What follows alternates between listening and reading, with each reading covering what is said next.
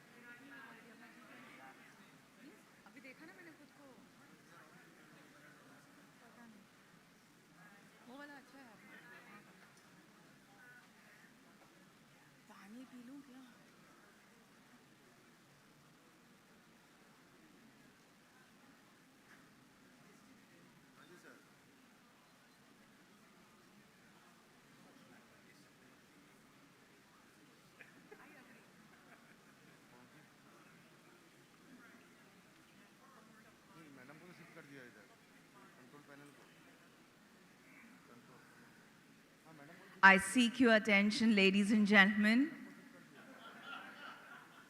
One last call for one and all. Please, please take your seats and clear the aisles. Kindly clear the aisles, ladies and gentlemen. We are about to begin any moment from now. Please take your seats. Thank you.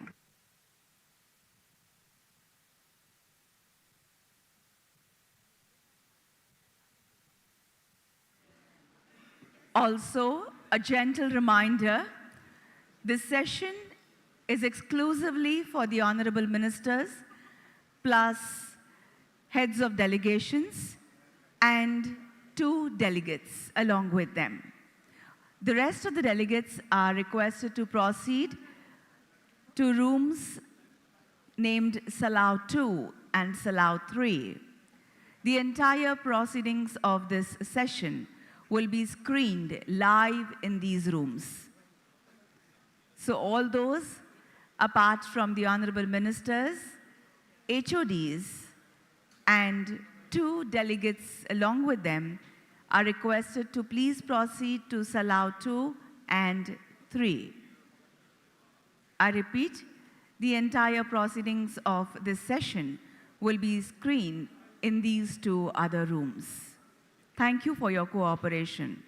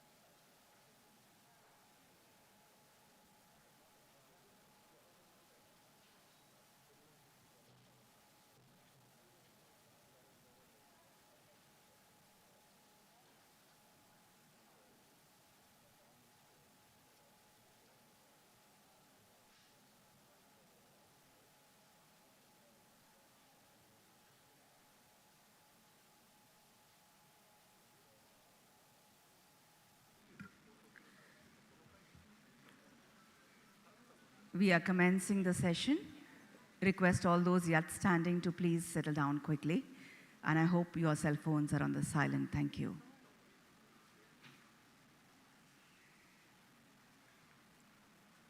A very good morning, everybody. Good morning. On behalf of the Government of India, it gives me, Manasi, immense delight in extending a hearty welcome to all of you, especially the Honorable Ministers, esteemed dignitaries, distinguished guests, delegates of CEM and MI countries, invited international organizations, representatives of print, press, media, and all you invitees who are present here for the 14th Clean Energy Ministerial and 8th Missions Innovation Meeting that is being held in this true to its name, Hotel Grand Hyatt, in this absolutely beautiful and lovely state of Goa. Ladies and gentlemen, with energy, Shri R.K. Singh ji, I invite him for the opening address. Sir.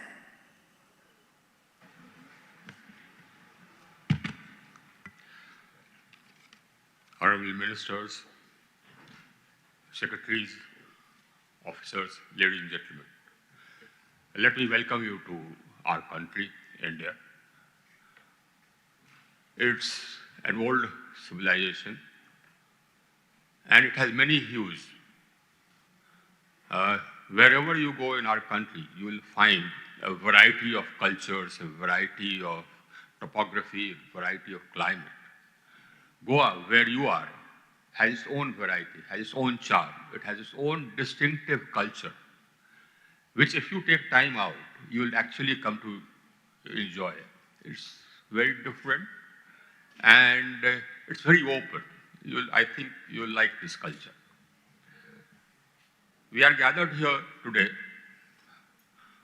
to discuss topics of great import to our planet, to our future generations.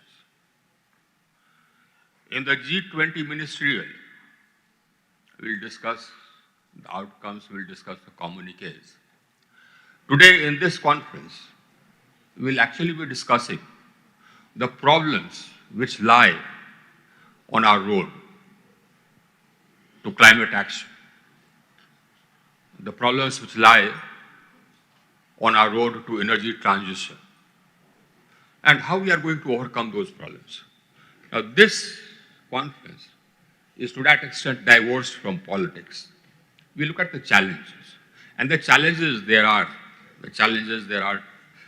huge challenges. One challenge we have overcome, and that challenge was a challenge posed by skeptics, climate skeptics. Those who said that there is nothing, like global warming, that it's all a myth, propagated by the developed countries, etc., etc. Now, nobody says that, because the effects of climate change are there for all of us to see. We see the raging wildfires. We see the huge the increase in temperatures, 48 degrees, 49 degrees. Nobody would have thought of that. So nobody now has any doubts that climate change is real. It's imminent. It's going to happen. And I say, ladies and gentlemen, that let's stop doing politics. Because people will not forgive us. Our people will not forgive us. As far as we are concerned, our country, we have perhaps one of the lowest per capita emissions in the world. Our per capita emissions are 2.29 tons per capita per year. The global average is about 6.3. So we are one-third, our per capita emissions are one-third of the global average. Now the reason for that, partly, of course, is because we started developing late, so our energy consumption is bound to go up. But there's also another factor, and that is the cultural factor in our country. In our country, we venerate simplicity. So our lifestyles are different. Simple lifestyles are looked up to. They are not looked down upon. I mean, Mahatma Gandhi, he adopted a dress, and that is actually expressive of what this country venerates, simplicity. Now, Mahatma Gandhi said, and you know, I'm in politics. I've been in politics for the past 10 years. And I can tell you that if I'm showy, if I'm flashy, I'll lose votes. Simplicity gains votes, gets me votes. Straightforwardness gets me votes. I mean, that's our country. It's a country where tyag and, you know, sacrifice, fakir, that's it. This is that country. So that's why our per capita emissions are low. Now, despite that, we are actually, very bullish on and very firm on issues pertaining to environment. Our environmental laws are perhaps the toughest in the world, bar none, bar none. You plant a tree on your own land, you can't cut it. You can't cut it without permission. And you'll have to plant 2 trees if you want to actually cut that tree. You want to construct a road for almost 3.5, 4 years. I was looking after the road construction in my state. And I had planted trees. We had planted trees beside the road on our land. We couldn't cut it without acquiring more land to plant more trees, double the number of trees which we cut, just widen the road. So that's our environmental laws. And our government, led by our Prime Minister, is actually almost fanatic insofar as environment is concerned. So that's why he, made huge pledges in COP21 in Paris. He said that that's in 2015, he said that by 2030, 40% of our power generation capacity will come from non-fossil fuel sources. Now, the good news is that we are already at 43.6%. We achieved this target a full 9 years ahead of schedule. That was our NDC, mind you, 40% by 2030. We achieved this in 2021. That's the speed at which we are going. Today, my established non-fossil fuel capacity is 183 gigawatts out of a total capacity of 421 gigawatts. 183 gigawatts is non-fossil fuel, and I have 88 gigawatts under installation, and I have 55 gigawatts tendered out. Now, if you take the capacity which is installed and under installation, that comes to almost about 265, 270 gigawatts, which is well above 50% of my established capacity, in almost 60%. Now, in Glasgow, we had upped our ambition. We had said that by 2030, 50% of our capacity will be from non-fossils. I'm already there. I'm already there. And I'm going to add 50 gigawatts every year. That's my target. The Prime Minister has pledged 500 gigawatts by 2030. Now, that I will get well before 2030. Let me assure you that. We had pledged, the Prime Minister had pledged that in our NDCs in COP21, that by 2030 we'll reduce the emissions intensity of our economy by 33%. We are already there, we've done it. And that's why we upped our ambitions in Glasgow to say that by 2030, we'll reduce our emissions intensity, which is already, as I said, 1/3 of the global average, by 45%. And we are already at 33%, and I can assure you we'll cross that. We have programs which are going well. We had a program for the industry called Perform, Achieve, Trade. That has resulted in emissions reduction of 105 million tons of CO2 per annum, 105 point something. We have a program for lighting, the Ujala program, that has also resulted in emissions reduction of well over 100 million tons of CO2 per annum. We have a program for energy efficiencies, the appliances.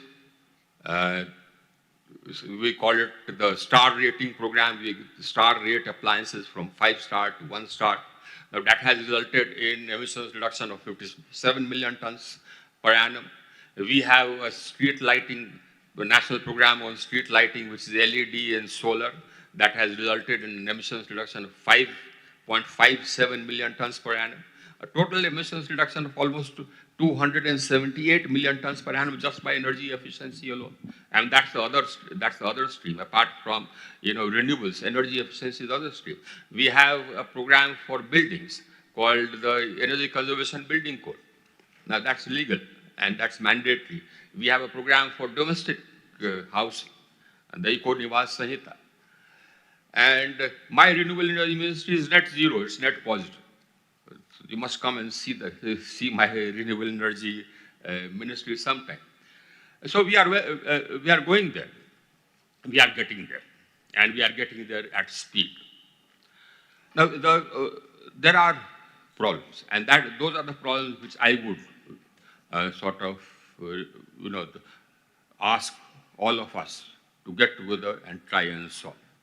Now, the huge quantities of renewable energy, and that I think one of the challenges is one of the challenges which we need to meet as a world in order to actually get to net zero. Now, we've been talking about net zero. Let's not be hypocritical about it. Let's actually do it without not only talk about it. Now, if you want to get to net zero, you need to store renewable energy so that you have round-the-clock renewable energy. Now, that is a problem. That is a problem. Why? Because the cost of storage is huge.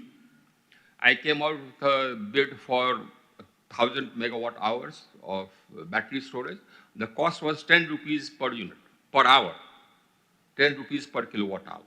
Whereas my renewable energy cost is about 2 rupees 30 paise, which would be how much? About 2.5, 3 cents, 3 US dollar cents, 2.5 US dollar cents.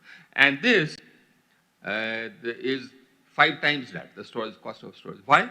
Because we kept talking about how important energy transition is, and we kept talking about how it is necessary to combat climate change. We didn't do anything about it. Because if we had been actually serious, we would have put up more capacities for making batteries, which we did not. One country did.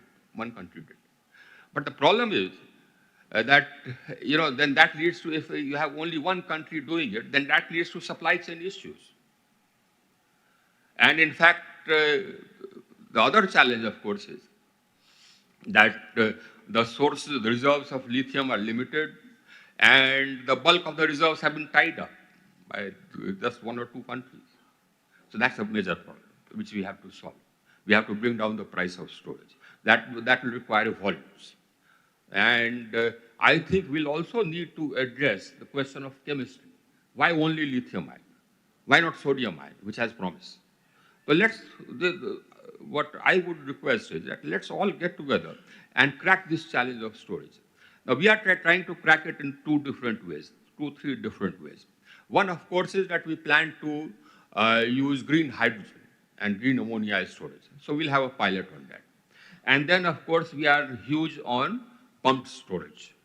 So we have about 30,000 megawatts of pumped storage under different approvals. We already have established about 1,500 megawatts of pumped storage, and another about 4,000 megawatts is under construction, and 30,000 megawatts is under approvals and clearances, which we shall get on stream. So the hydrogen as storage, pumped storage, and sodium ion instead of lithium ion. Now, sodium ion will again democratize storage because sodium is available everywhere. So I think 3 possible solutions to the problem of round-the-clock renewable energy. Because if you don't have round-the-clock renewable energy, you don't have net zero. You don't have net zero without round-the-clock renewable energy. So that I think is a major problem which needs all our attention and which we need to solve. 2 issues. One, of course, is the supply chain issue. The supply chain issue was exacerbated by the COVID and by Ukraine, etc. And then, of course, the storage issue. The supply chain issue covers other aspects as well, as we all know. One, of course, is the availability of solar cells, modules, right from polysilicon upwards. That again is concentrated in just 1 country or 2 countries. Now that has supply chain issues, which we felt. We continued adding capacity even during COVID, mind you. We continued adding capacity even during COVID, but we had supply chain issues. So we thought of a solution. We came out with production-linked incentives for setting up capacity for manufacturing cells and modules right from polysilicon in our own country. And those production-linked incentive tenders worked. Now, incidentally, you must take note of this, that all this capacity is being set up by the private sector. I don't put in a penny. I just have the demand. The great thing is that I have a huge market, and I have a growing market. The energy demand grew at 9.5% last year. 9.5%. That's because my economy is growing at 7.5%. And it will continue growing. My economists tell us that it will continue growing at 7.5%, 8% for the next 2-3 decades. So that it has caught on. Now, just imagine the huge challenge which I face. You know, the hair was not growing gray, now it started growing gray. That's a huge challenge.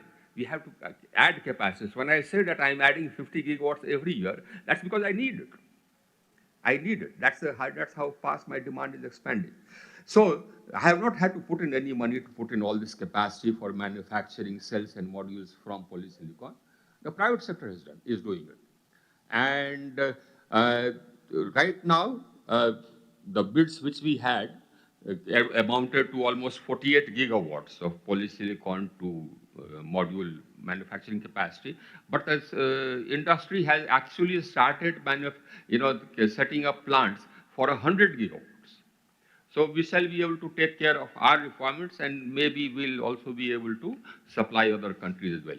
So that supply chain diversification we are addressing that way. Similarly, batteries. Now batteries, we had a PLI and the lithium ion. So that PLI was successful. We are coming out with another PLI. That is a production-linked incentive, another PLI. So that we have sufficient battery manufacturing capacity, because I will need 108 gigawatt hours by 2030. The amount of renewable energy which I'm adding, I need 108 gigawatt hours. Now, what we have had to do, of course, is that we also added 182,000 circuit kilometers of transmission lines. So we can now generate renewable energy, for example, generate solar where the insulation, solar insulation the highest, for example, in Rajasthan, and surprise, in Ladakh as well, and consume it anywhere. Similarly, wind, where wind is high, and consume it anywhere. So now we've converted the whole country into one grid, one market. You can generate power anywhere and transfer that anywhere. So that's what gives us an edge to the next sort of challenge before the world, and that is the hard-to-abate sectors, the cement, steel. Now, so we are coming out with pilots for steel. We are coming out with pilots for greening cement using green hydrogen and green ammonia. So fertilizers using green ammonia. So that's the trajectory which we are taking. Our Prime Minister announced a green hydrogen mission, under which we are coming out with a production-linked incentive scheme for manufacturing electrolyzers, because there's a shortage of electrolyzers around the world. So that capacity, if we are actually serious, all of us here, and we are G20, mind you. So if we are all serious, we'll all add capacity for manufacturing electrolyzers. That's what's needed for green hydrogen. And so we are doing that. We have come out with a PLI for manufacturing of electrolyzers, because we'll need huge quantities of electrolyzers as well. Our requirements of green hydrogen and green ammonia will also be huge. But incidentally, they'll be the least cost green hydrogen. Why? Because we make our renewable energy capacity addition is 1 megawatt of solar, $600,000. We've already connected the whole country into one grid. So transferring that energy to wherever the industry is to make green hydrogen there, green ammonia there, is no problem at all. So we'll have the least cost green hydrogen, green ammonia. Now this brings us to another part, which we need to think about. And we need to think about it very, very carefully.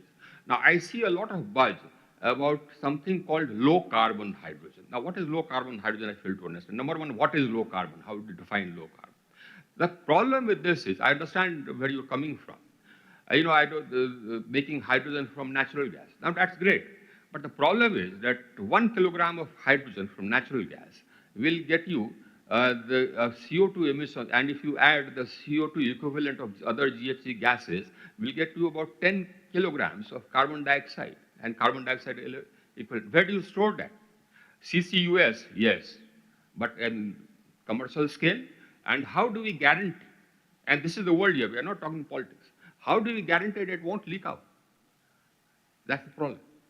And that's the problem, speaking frankly, that's the problem also. We need to be serious about this challenge. Because, there's no other boat. This is the only boat we are on. And that's how we believe it. And that's how my Prime Minister sees it. That's how our government sees it. There's no alternative. And, some cynic may say that in the long run, we're all dead. But the question is, how long run are you talking about? Because in the long run, I'll have great-grandchildren, and I want them to be living. I want them to be alive. And I want them to be living on a healthy planet. Now that's where we are coming from. And that's where we are all coming from, actually. If we ask our people, that's what our people think. And we, as leaders, need to deliver on that. Thank you. I will welcome you again. And have a good time in Goa.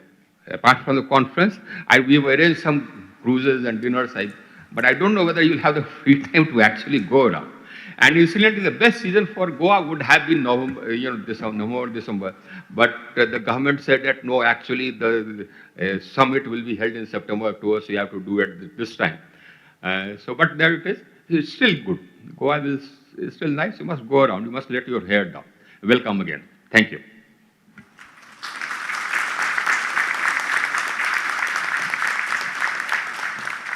I thank the Honorable Minister, sir, for the initial remarks, and now request Dr. Vijay Kumar Saraswat, Member Niti Aayog, for his opening address.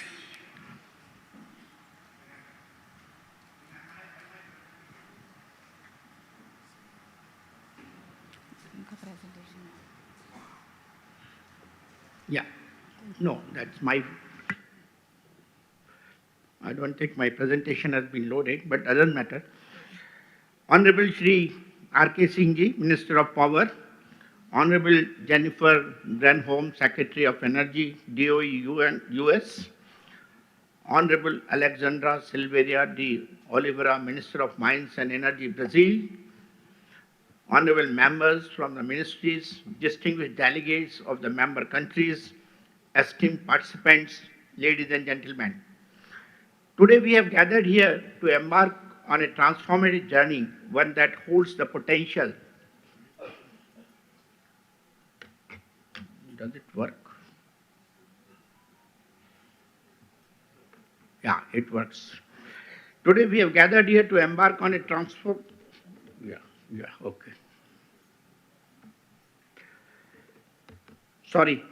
Today we have gathered here to embark on a transformative journey, one that holds the potential to shape the future of collaborative efforts towards global clean energy transition and sustainability.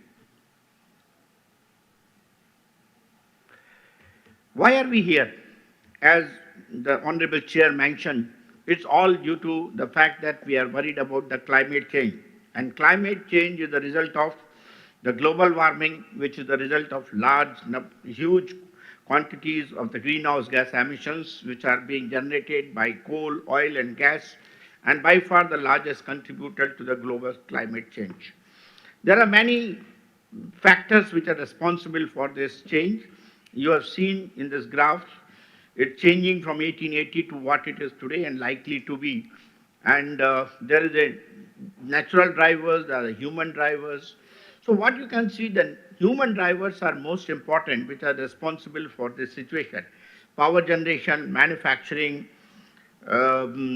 agriculture, land use, and transportation to top it all. The natural drivers are well known to all of us: volcanic activities, solar cycle, orbital changes, and ocean cycle. These are some of the factors which are responsible for what we are today seeing. All of us know globally we are chasing Sustainable Development Goal 7, which states that we should ensure sustainable energy for humanity, nurturing the quality of life from all aspects known to man. And there are three pillars which are important for this SDG 7. One is the energy access, another is the energy efficiency, and the third one is the clean, affordable energy. For getting the clear picture of what is responsible for this situation, one has to look at what are the primary energy sources globally as well as in the Indian context. The two graphs indicate that coal, oil, and gas, percentage-wise, have been largely responsible for the greenhouse gas emissions to the extent of almost about 82.9%, the fossil fuels. If you take the renewable and nuclear energy, it's about 17% on the global scenario. In the Indian scenario, the fossil fuel contribution is about 90% because we are predominantly coal-based as on today, and renewable and nuclear is about 9.8%. The difference is not much, but all the same, there is a predominant impact of these fossil fuels as far as the greenhouse gas emissions are concerned.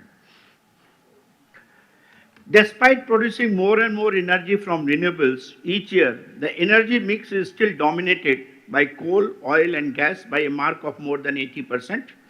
India too is walking on a tightrope, trying to balance energy security for its population and contributing to the global efforts to reduce greenhouse gas emissions. Moreover, due to the high dependency on the foreign crude oil sector by about 80%, India has already experienced a surge in the import bill by 76% in the first half of 22-23, though the total import quantity increased only by 15%.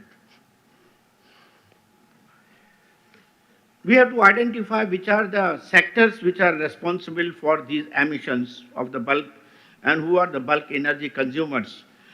If you see in the order of gradation between 2019 to 2022, power, of course, has been the most contributing sector, which is ranging from something like 13.57 minimum to about 14.65 CO2 emissions gigatons in terms of gigatons.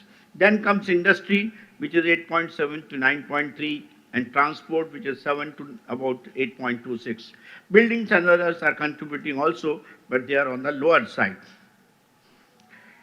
Indian contribution as far as the sectors are concerned is also equally uniform. Power, of course, contributes about 1147 million tons of CO2, industry about 762, and the transport sector about 337. Buildings and others are on the smaller side. Most of the industry sectors are iron, steel, and cement plants, refineries, and so on, whereas the power is largely due to the coal-fired power plants what we have today.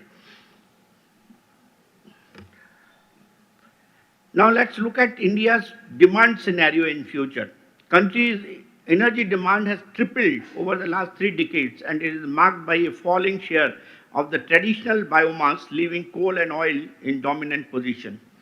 Electricity demand under the business as usual scenario in 2047 will be 5,651 terawatt hours. That is our estimate done in the Niti Aayog. Total energy demand in 2070 will be of the order of 18,900 to 22,300 terawatt hours per year. And coal, as on today, will play dominant role and share in primary energy to the extent of about 48 to 50% in 2047. These are the estimated figures based upon the simulations carried out by various agencies, including Niti Aayog and international agencies and others together. Conventional ways of utilization of fossil fuels will see a complete paradigm shift, aiming towards increased efficiency and cleaner approaches.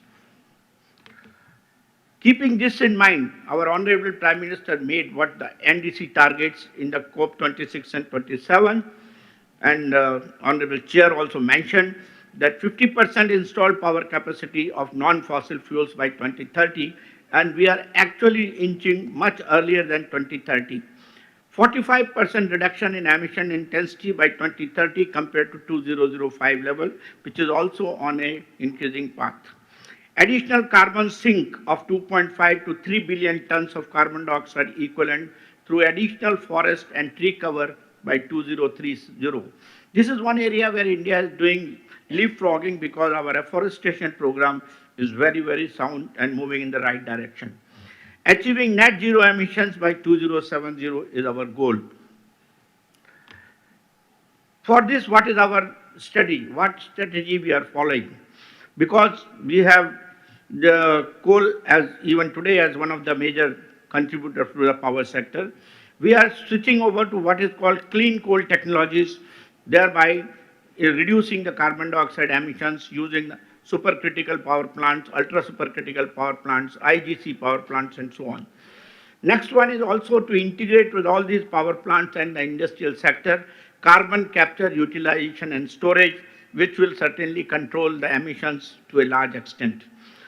Use of alternate fuels and like methanol, ethanol, ammonia for mobility as well as for energy production is our pathway. For meeting the base load requirements when the penetration of renewable energy is going to increase, we are proposing for nuclear power as the base load power, and there also we will switch over to the small modular reactors. Hydrogen is a fuel which is going to be preferred. So we have a journey from blue hydrogen to green hydrogen. Blue hydrogen is important for us because we have all the plants, industry sectors particularly. If we are in a position to capture the carbon dioxide, then we will be able to provide blue hydrogen and reach the green hydrogen as the cost parity develops. Renewables, we are on the path to get the 500 gigawatts by 2030, both solar energy and the renewable energy. Energy storage methods, as Honorable Chair mentioned, we are already working in that direction. Battery as such is not our preferred choice, but certain other alternative chemistries of the battery, like the flow batteries, the redox batteries, and also the pumped hydro are the processes that are going to be followed. Mobility will be the electric mobility, and that will be our sustainability solution.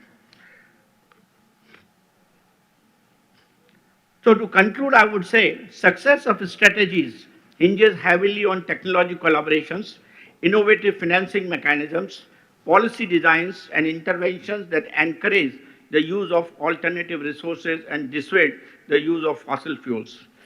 Joint R&D projects on cost reduction, cross-border partnerships, and technology transfer agreements will result in strengthening of technologies and workforces.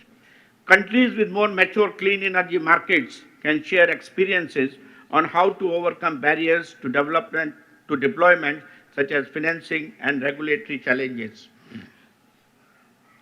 In this endeavor, clean energy ministerial and mission innovation platforms will potentially add to quantum leap in realizing net zero goals and energy transition pathways. And in the end, I would like to extend my heartfelt gratitude to all the participants and organizers, particularly the BE team headed by Shri Bakreji, who have made the event possible. Thank you very much.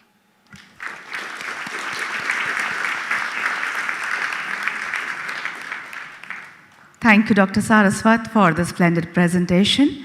Ladies and gentlemen, India is honored to host the CEM-14 and MI-8 ministerials. The annual ministerial meeting is a key feature of the CEM and MI and provides members with an opportunity to demonstrate their global clean energy leadership by hosting the CEM and MI communities in their country. Last year, the annual ministerial meeting was hosted by the United States in Pittsburgh. We are pleased to be joined this morning by Her Excellency Jennifer Granholm, Secretary of Energy for the United States.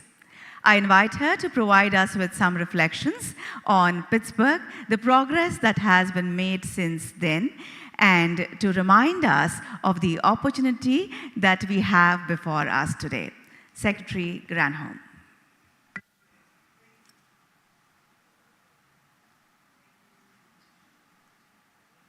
Hello. Got it. Great. Thank you so much. I want to thank our two ministerial hosts for bringing us together and for combining CEM and MI and the G20 ministers. Bravo. Thank you so much. Your leadership has put India at the forefront of the energy transition. And I certainly am grateful to our partnership over the past year as we've prepared for these historic meetings.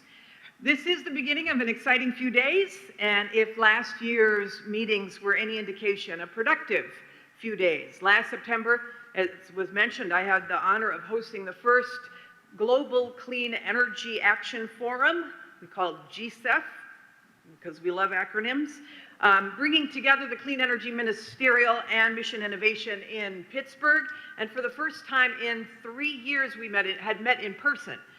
Delegations there from 34 different countries, over 400 energy CEOs, young professionals, thousands of leaders from industry and advocacy, all united in our vision for a clean energy future.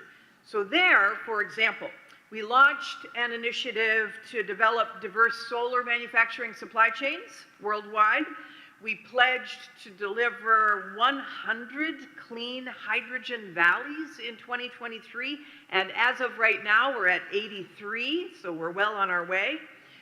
We made a plan for 5 demonstration projects across 5 continents, each using up to 80% variable renewable energy by 2024, because we know that to reach that net zero goal, we have to invest in emerging technologies.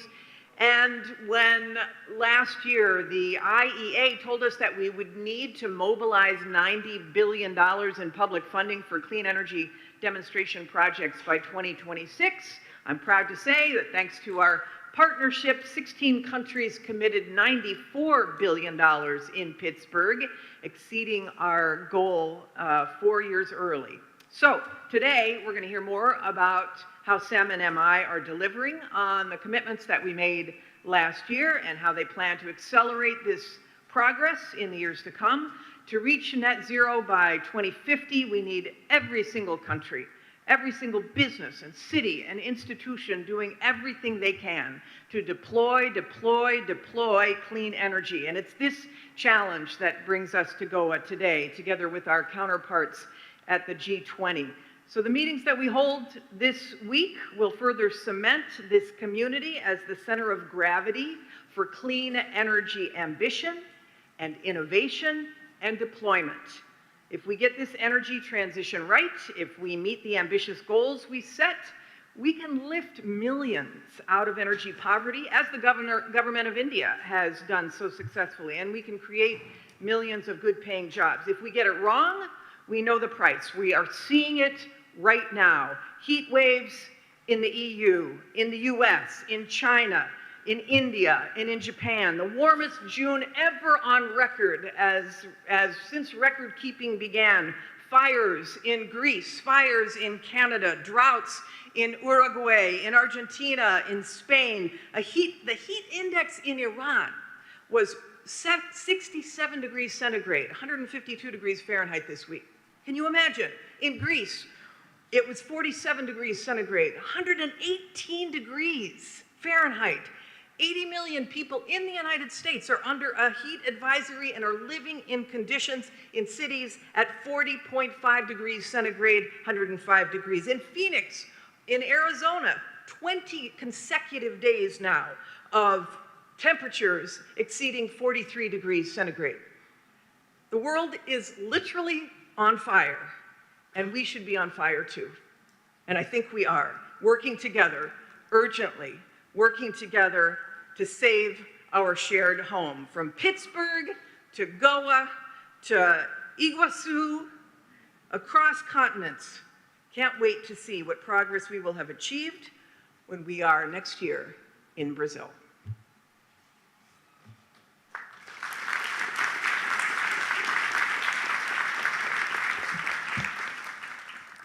Thank you, Your Excellency, for your remarks. Ladies and gentlemen, please note that this is the time to look forward, as after this year's ministerial meeting in Goa, India will be passing the hosting role to Brazil, who will host the CEM and MI ministerial meetings next year in Brazil alongside their G20 presidency. We are absolutely glad to be joined today by His Excellency Alexander Silveira, Minister of Mines and Energy, Brazil. Please note that Minister Silveira will make his address in Portuguese, so kindly put on your headphones if you require translation into English. Bom dia a todos e a todas. Eu é que destaco a alegria de poder estar aqui nessa manhã. Cumprimento o excelentíssimo senhor Siri Singh, ministro de Eletricidade e Energias Novas e Renováveis da Índia, presidente dessa sessão. Em nome dele, estendo os cumprimentos a todos os anfitriões presentes. Cumprimentar a secretária que me antecedeu, Jennifer Greenhalm. Em nome dela, destacar mais uma vez a importância da liderança das mulheres no processo de liderança nacional. Primeiramente, gostaria de saudar vossas excelências, ministros, lideranças do setor energético e também o competente secretariado da CEM e da MI. Agradeço também ao nosso generoso anfitrião, mais uma vez, a Índia, que nos recebe nesta bela região de Goa, após dinâmica reunião preparada, realizada no Rio de Janeiro, em março, com apoio de Itaipu Binacional, da Empresa de Planejamento Energético e da Operadora Nacional do Sistema do Brasil. Trago uma mensagem do presidente Lula, de nosso compromisso cristalino, vigoroso e absoluto, com a implementação de ações concretas para o combate às mudanças climáticas e a promoção da transição energética em todo o seu contexto. Conscientes de nosso papel de ajudar a salvaguarda do planeta. Estamos aqui para dizer de forma clara que endossamos e demandamos que nossas equipes, que o setor privado e que a sociedade civil estejam engajadas nas iniciativas, nas missões e nas campanhas que darão efetividade aos nossos propósitos. A comunidade CEM e MI tem a imensa responsabilidade de fazer avançar, no intervalo de cada reunião ministerial, os resultados dessa cooperação. É nosso papel cobrar os resultados. Aqui em Goa e daqui a um ano em Foz do Iguaçu, no Brasil. Também é o nosso papel fornecer todo o apoio necessário.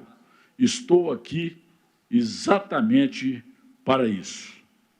Desde meu primeiro dia à frente do Ministério de Minas e Energia, determinei que a transição energética seria uma prioridade e que isso não ficasse apenas no discurso. E é assim que efetivamente tem sido, porque temos a dimensão da relevância desse assunto. O Brasil tem atualmente uma das matrizes energéticas mais limpas do mundo.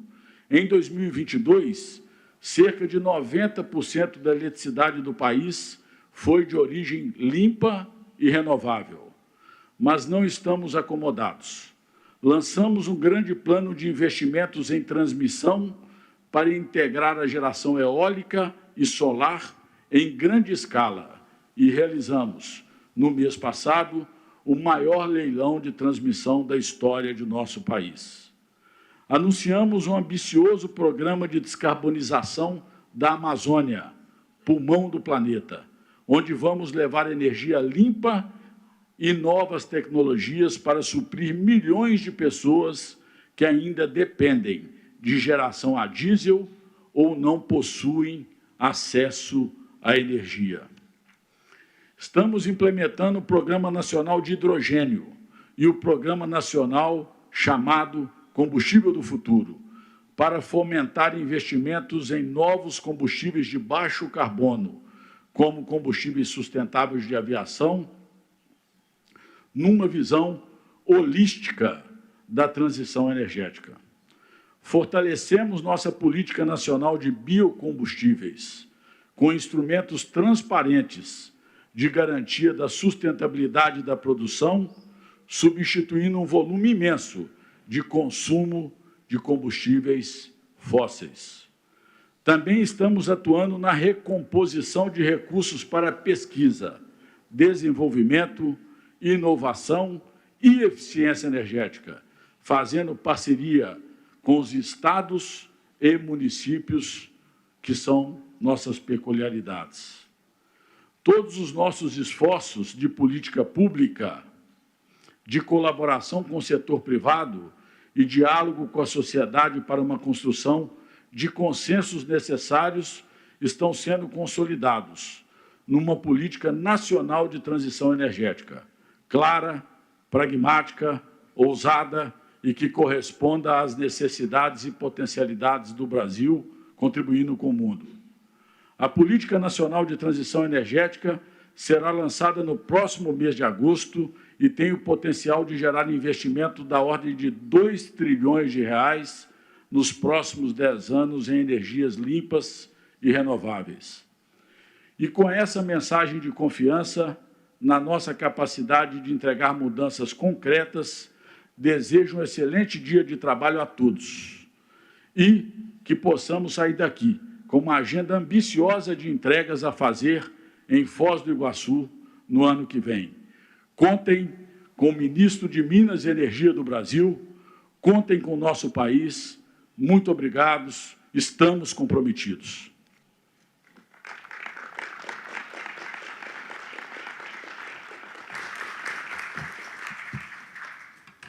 Obrigada. I thank Minister Silveira for his intervention and also for his offer to host the ministerial next year and to continue the link with the G20. We will now move to the next part of the session, which will be an opportunity to hear from CEM and MI themselves about the state of clean energy, how CEM and MI are contributing, and how they see the way forward. I invite Dr. Eleanor Webster, Head of the Mission Innovation Secretariat, to please take the floor. Ma'am.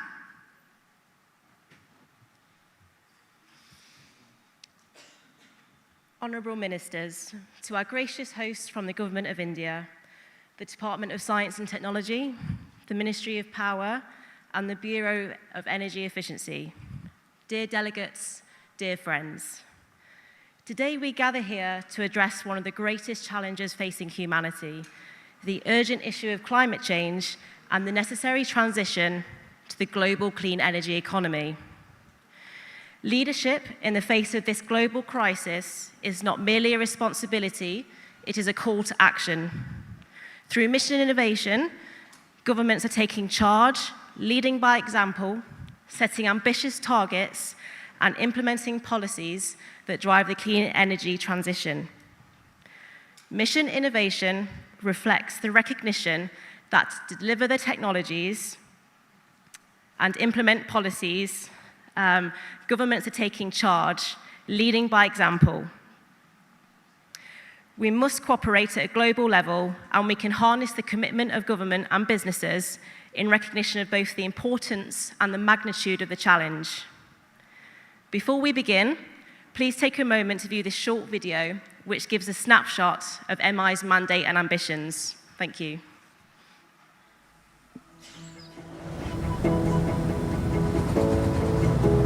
Accelerating the clean energy transition is vital, not just for a stable climate, but also to ensure secure and affordable energy supplies. Over 50% of emission reductions depend on technologies that are not currently available. In this decade, $90 billion needs to be invested globally to demonstrate emerging technologies, prove their viability, and commercialize them. This is why in 2021, 23 ministers launched Mission Innovation 2.0, committing to a decade of innovation to make clean energy solutions affordable, attractive, and accessible for all by 2030. It is incumbent upon all of us across governments, across all sectors of society to work together to make sure that we are investing in the technologies now. That's why we're really, really, really pleased to be members of Mission Innovation and to work hand in hand with countries and with partners around the globe to make sure that we're all well positioned to meet our common goals. The 7 MI missions bring together high ambition alliances between countries, corporations, investors, and research institutes. The missions have launched global strategies to develop and demonstrate emerging technologies, delivering tipping points in the cost and scale of clean energy solutions. We need to understand the needs and see how the technology fits into the context and tailor-make the science and the engineering to fit that. The way that globally we can help push forward innovation in bringing us to net zero is really increasing the amount of shots on goal through R&D funding for new ideas to emerge. There are so many incredible clean energy solutions being created, tested, and demonstrated, and many more that we need. However, these will only make a difference to climate change and people's lives if they're affordable and available at scale. The opportunities for investors in clean energy are enormous. Clearly, solutions can't have a massive impact without being commercially successful. This is the next industrial revolution, and it is the first that's up against a time clock. There are clear advantages for those investors who act swiftly and decisively to invest in technology solutions.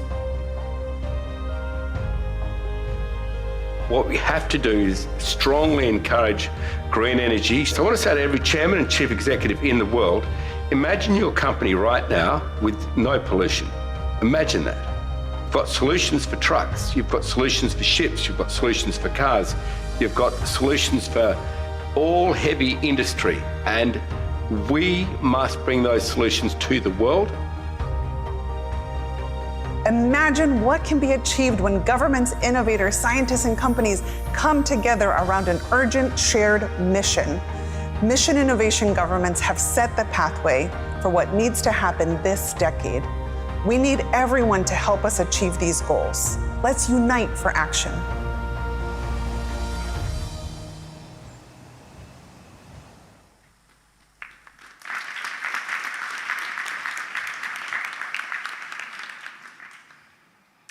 It is my honor to have on the stage today a lineup of our Mission Innovation ambassadors. Allow me to first introduce Peter Ollison, Director of Net Zero Innovation, International Climate and Energy Division of the Department of Climate Change, Energy, Environment and Water of Australia. Thank you, Peter. So as an initial kickoff question, it would be helpful to reflect on the path that has been taken to GOA today. Perhaps you can recall why MI was launched, reflecting on the important role of innovation in accelerating the clean energy transition. Thanks, Eleanor, and hello everyone. It's a real privilege to be here to speak to you today. So some of you may recall, and others may not know, that Mission Innovation was launched at COP21 back in 2015 alongside the Paris Agreement. And it was that moment of global recognition that the energy transition needed to happen at pace and that we needed to move away from fossil fuels. India played a key role at that point in time, as they do now, in the formation of Mission Innovation. And in fact, it was Prime Minister Modi himself who coined the name. We commenced Mission Innovation as a commitment of G20 countries to be investing more in clean energy R&D and innovation.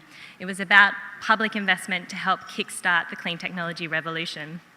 Since then, we've invested more than $5.8 billion as an increase on where we started in 2015. And now, Mission Innovation has moved forward into a space where it is the place for global collaboration on clean energy innovation. We are part of the community that is helping push through the next wave of clean technologies, but working in partnership with the Clean Energy Ministerial as that area to pull those technologies through into that commercial sphere. We know from IEA and IPCC recent reports that our progress on clean technology has got us a great way in the last decade, and that we have lots in play to already get the emissions reductions targets we need over the longer term, but that we need to continue to do this at scale and pace, and that the role of innovation is crucial to achieving this, especially if we want to achieve our net zero targets. And Mission Innovation's connection to COP is enduring. We are really pleased to be working closely with the COP28 presidency team to be working towards the action agenda outcomes, particularly on renewables, energy efficiency, and hard-to-abate sectors. So it's that connection to innovation that really drives where it is that we're trying to get to, and particularly towards net zero. So we've come a long way in what's been almost a decade working in this space, and we're really pleased to see it continue.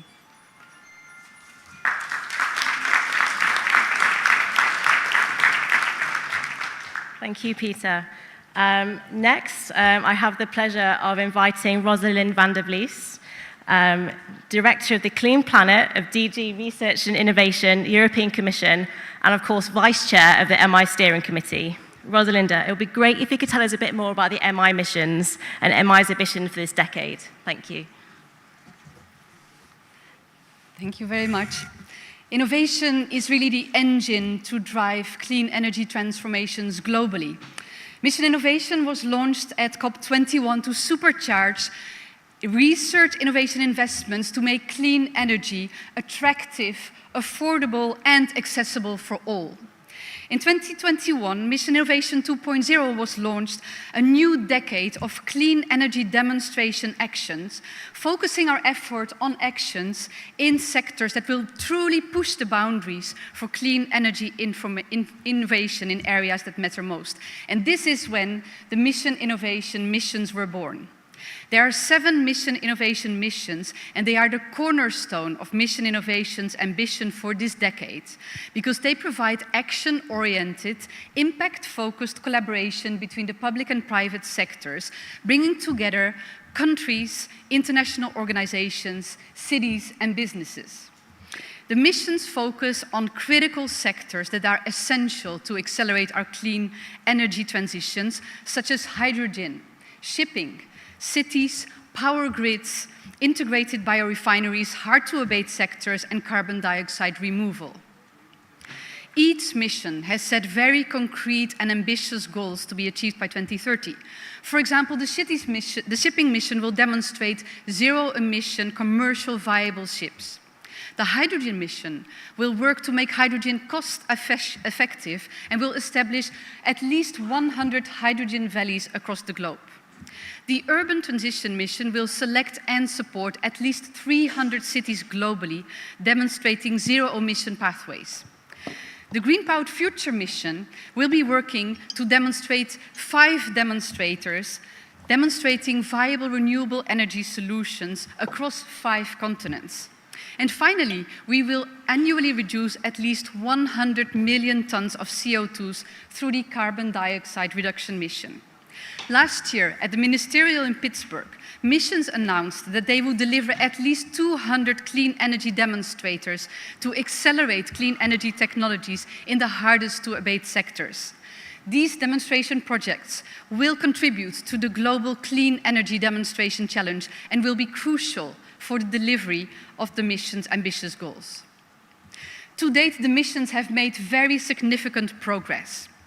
We have, at this moment, already 83 hydrogen valleys in 33 countries. The Green Powered Future mission has identified 80 demonstration projects that showcase 80% of viable renewable energy in power grids. And the Urban Transition mission is working with a selected first cohort of 48 cities worldwide and has brokered more than 25 concrete solutions for sustainable energy in urban environments. The added value of the Mission Innovation missions lies in its open, collaborative approach, and we are really sharing knowledge, expertise, and solutions through an action and focused-oriented approach. By maximizing the power of the Mission Innovation missions, we can develop and deploy clean energy innovative solutions faster and more effectively. It is very clear to all of us that we have no time to waste, and we must act together. The missions of Mission Innovation give a tremendous opportunity to turn our ambitions into concrete actions. And this week in Goa, we have heard from governments and businesses very concrete ambitions to deliver on our Paris Agreement commitments and the Sustainable Development Goals. Therefore, the missions of Mission Innovation are calling upon all governments, all cities, investors, businesses, and innovators and philanthropies to join us. Let us go on a mission together. Let's bundle and focus our positive energy and accelerate clean energy transitions globally and secure a more sustainable and brighter future for all. Thank you.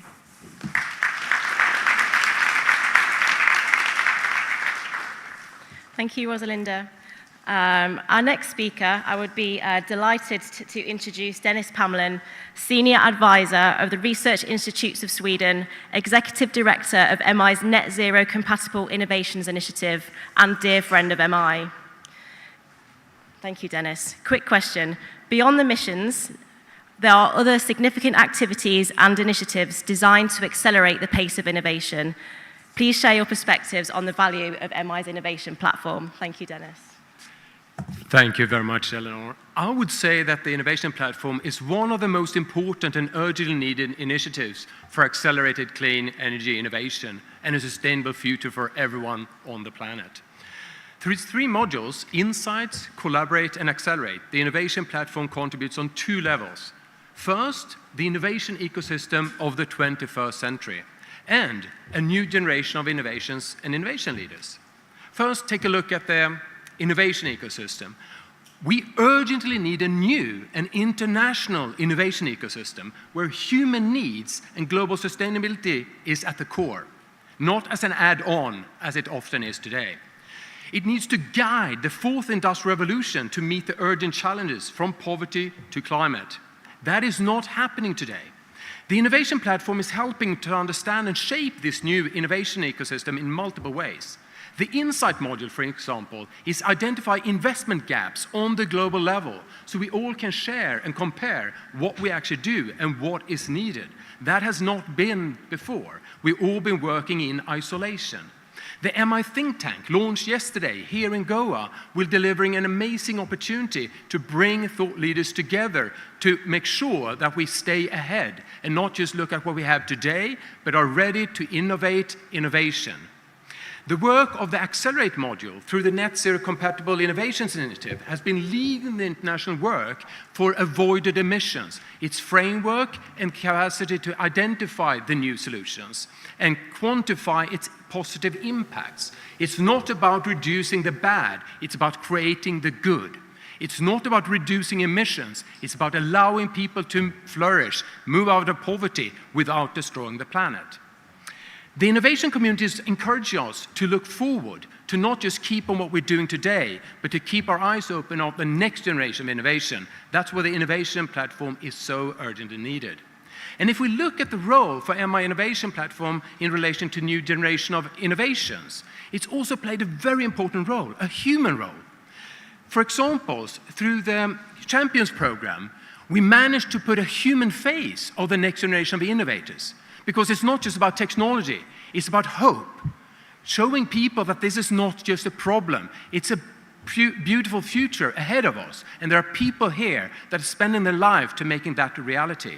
And now, at MI 2.0, through the Gigaton Opportunity and the Clean Tech Exchange program, the MI is working with incubators and accelerators around the world on the gigaton scale. And we've been invited already now to UNFCCC to present now in November at COP these first solutions. So anyone who want to work on the gigaton scale with innovators and accelerators, please let us know.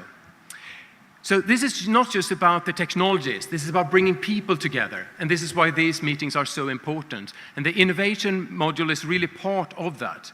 So we're not doing this alone. We're a cost-efficient, impact-oriented organization. So it's all about the new generation of collaboration also. So without all the fantastic organizations that are also joining us here today, but also many that are not here, that is how we deliver. So I want to thank you all to keep innovation for a good future and to really keep on innovation for people. Thank you.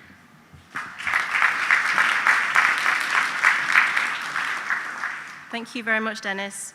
I would like to invite now Julie Sequeira, Principal Deputy Assistant Secretary at the US Department of Energy and our Chair of the MI Steering Committee. Julie, it would be great if you could cover looking to the future, innovation at the frontier of the clean energy transition. Thank you very much. Thanks, Julie. All right.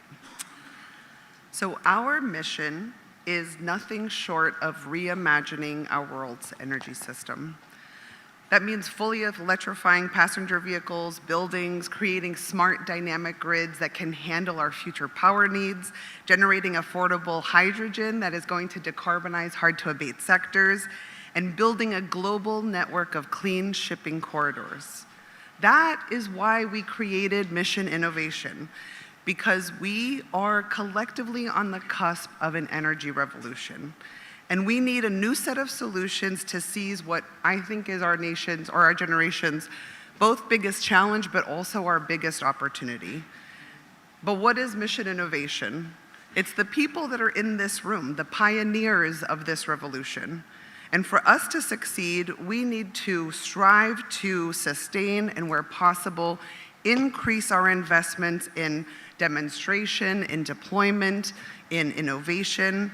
That's why we were so proud that last year in Pittsburgh, we were able to accept and meet the challenge of mobilizing over $90 billion for this type of work. And we need to collaborate through platforms like Mission Innovation. We have so much to learn from each other. Knowledge is societal. It grows exponentially when we build off of each other's experiences. None of us can do this alone, and none of us have all of the answers. Many of you have a very deep bench of technical experts on your team. I just want to thank you for contributing their time, because that is what makes Mission Innovation a success. It is an initiative that is driven by its members, and so active involvement is the key to our success. And this kind of in-kind model is what also keeps us lean, efficient, and focused on the results that you as nations want to deliver for your people, for your workers, for your industries. And we couldn't do it without the Secretariat. They support us, and so it's important that we continue to support them. We also need solutions for all people. And so we want to focus over the next year on how we can actually recruit more emerging economies, developing countries, so that we can tap into their expertise and innovation, so that we can find solutions that are also useful for them. And so we need your help in helping to recruit this next generation of MI leaders and to bring them on board. So please help us find the people who want to join this fight with us. And finally, we can't do it without the private sector. Our job as governments is really to create the conditions and the partnerships that is going to allow them to lead. That's why Mission Innovation has partnered with the Breakthrough Energy, Mission Possible Partners, and also the World Economic Forum. Today is an opportunity for us to really share our successes, to continue to learn from each other, and to just be inspired to keep innovating. The work that we're doing is incredible. And this moment really demands the best of us. So I just want to welcome you all, to thank you for your contributions to Mission Innovation, and to really hope that you have a very productive day of meetings. And just to close, in case you were wondering, Secretary Granholm and I did not actually coordinate our jackets, but thank you. We both love pink. Have a good one.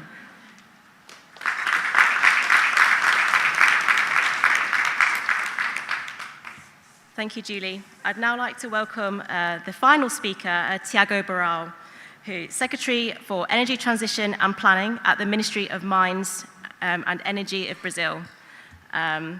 Thank you, Tiago and Brazil, for hosting our senior official meeting in March, where we had impactful discussions. I'm delighted to welcome Tiago to share reflections as host of MI-9 in 2024. Thank you, Tiago. Thank you, Eleanor. Good morning, Your Excellencies, energy leaders, delegates. I have worked in collaboration with MI for 6 years now, almost. And it's been a great professional experience, one of the greatest experiences in the past few years.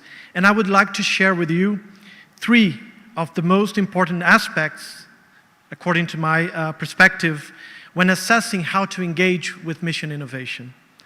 The first one is to acknowledge the huge value in connecting with people that are passionate about clean energy innovation. People like Peter, people like Julie, that really inspire us to do more, to do better.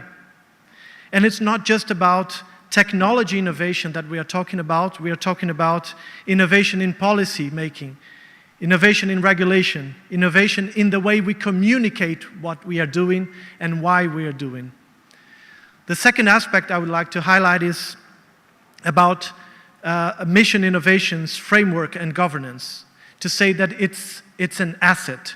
And it's an asset because it's flexible enough to accommodate the diversity of needs and perspectives, limitations, resources, but it's inflexible when it comes to sharing ambition and commitment. Different countries will need different technologies and will need to adapt these different technologies. And so successful clean energy innovation requires embracing this diversity. We need breakthrough innovations, but we should not underestimate the need for innovation to adapt these solutions to local and regional context and people's needs. Take the case, for example, of urban transitions mission, the diversity across that mission. So this is just one of the examples.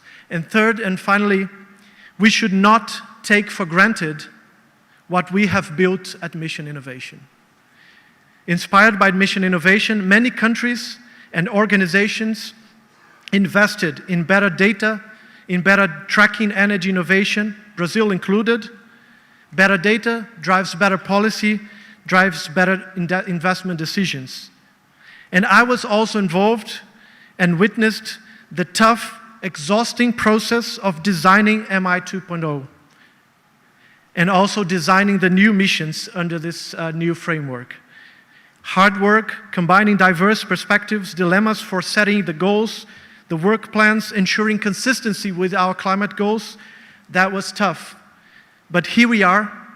We have an amazing set of missions that cover the most critical areas in need for clean energy solutions.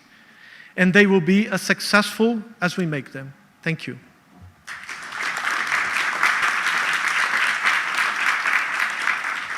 Thank you, Tiago.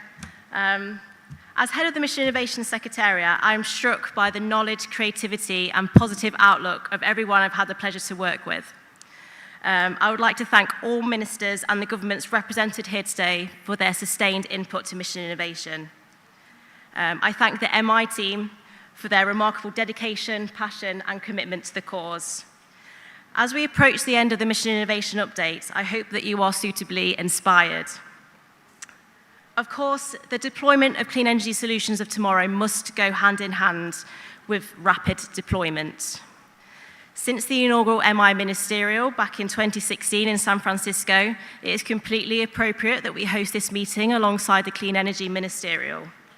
Jean-Francois, I know that you agree with the synergetic work between CEM and MI and that it is indispensable to a successful clean energy transition. We very much look forward to building on the excellent relationships between our two initiatives and to using our collective success to forge a path for a clean energy future. May I take this opportunity to thank our speakers and thank you all again for your attention. Thank you very much.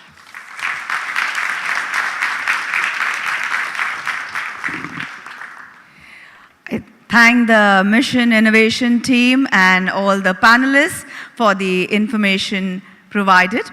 Ladies and gentlemen, we all are aware that the purpose of CEM and MI is to look at issues across the clean energy spectrum, from innovation to deployment. I will now invite Jean-François Gagnier, the newly appointed head of CEM Secretariat, to take the floor and provide an update on the status of clean energy deployment, how CEM is contributing so far, and the role of CEM it can play in accelerating action. Jean-François Gagnier. Thank you very much, Manasi, and thank you, Eleanor, also for this great introduction. Honorable Minister of Power, Sri R.K. Singh, Dr. Saraswat, Minister Silveira, Secretary Granholm, Ministers, Excellencies, let me just start by thanking the CEM members for the great opportunity to be here with you today and the honor to take on this new role. And I'd like to take a few moments to tell you why I am so excited to be here. Maybe more from a personal note. I've just come here, I arrived here with about 25 years of experience in working on the research, development, and deployment of clean energy technologies, both on the technical and engineering side, as well as in the policy and regulation sphere. I've also had that experience both in the private and the public sector. And so I've basically gathered an acute understanding both of the complexity that is ahead of us in terms of transforming our energy systems, but also of the interlinkages and the synergies between those different aspects, as well as the value and the roles and responsibilities of all the different stakeholders in terms of moving the needle forward. Secondly, I'm French-Canadian, and so I've grown in a dual culture world, and I've understood how having different cultural viewpoints can actually be challenging in terms of understanding each other and where we want to go. But once you manage to get together, what you can achieve, the sum of what you can achieve, is much bigger than the parts. And so this is what I'm hoping I can bring in this new role, the canvas with which I hope to build, to be able to allow each and every one of you to define how CEM and MI can help you and how we can make sure that we get the maximum value to you. Because I certainly believe that the CEM framework is a unique platform with which to work.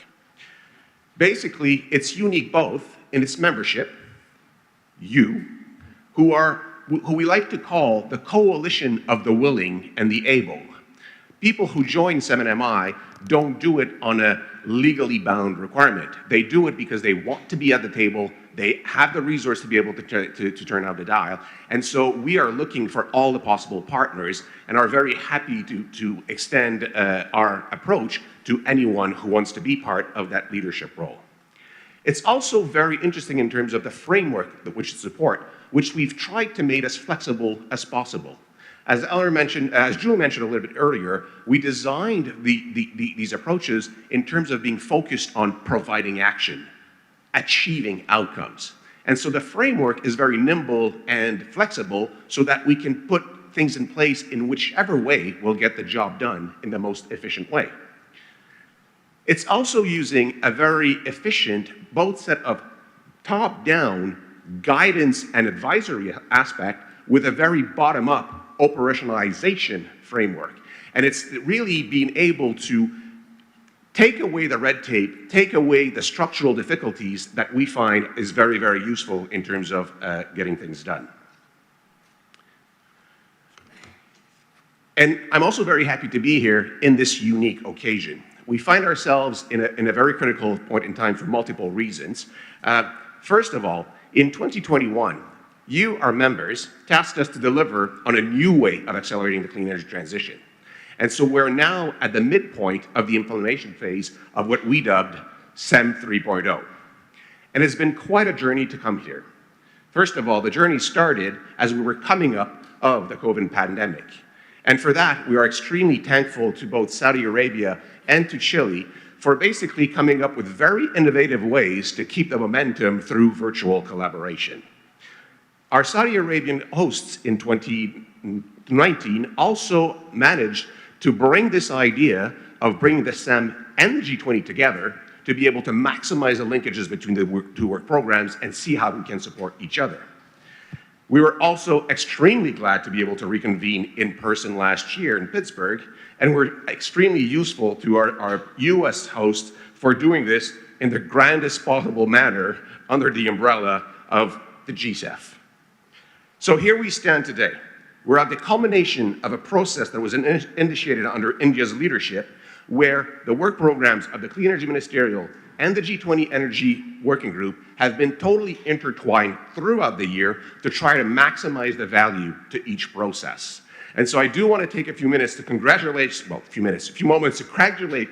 this year's host in creating another gathering to remember, both in terms of the wonderfulness of the venue, and we do want to recognize the Goan government's involvement in hosting us today, but also in terms of the quality of the program, which has brought such a breadth and wide representation from a diverse group of stakeholders, allowing us to make sure that we had the ingredients for a recipe for success. And so we look very much forward to working with Brazil next year to build on this success and look even further into how the linkages between G20's presidency and the CEM can actually advance the transformation agenda. Because, as was aptly illustrated by speakers before me, we need to find new ways to collaborate on accelerated energy systems transformation, because the current crisis, the current energy crisis, and the continued climate degradation affords us no time to hesitate in implementing clean energy solutions. Action cannot be delayed upon agreement if we want to react to the urgency. And as was aptly demonstrated by the wealth of analysis of our knowledge partners, we actually need to act now using all the levers that we have in all sectors of the economy if we're going to be attaining our goal of climate neutral energy system around the middle of the century. And to do that, we need to mobilize unprecedented amounts of capital, while at the same time changing the traditional reallocation of those capital flows in order to set up a completely new energy system. And we need to be able to do this while maintaining the affordability and the accessibility of energy if we are to achieve our sustainable development goals and ensure we leave no one behind.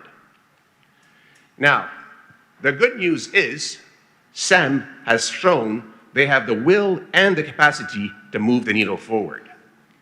Every single CEM member here has pledged to achieve carbon neutrality. And when you combine these pledges, they actually cover over 76% of current global emissions. CEM members have also succeeded to mobilize over $1 trillion of clean energy investment. And the result of that work has not only helped to reduce the cost of the transition, but it's also helped to increase its benefits by focusing on the creation of good, sustainable jobs that are also more inclusive. So how did the CEM members achieve this? Well, we like to believe that it's part of the framework of collaboration that we've put forward, which we actually call the CEM 3 I's. And the first I is about providing insights. And that is about making sure we understand the issue and the challenges, that we share the information we have in terms of the best practices and the most effective approach to addressing that issue, and that we basically all look at the issue in a unified understanding and manner.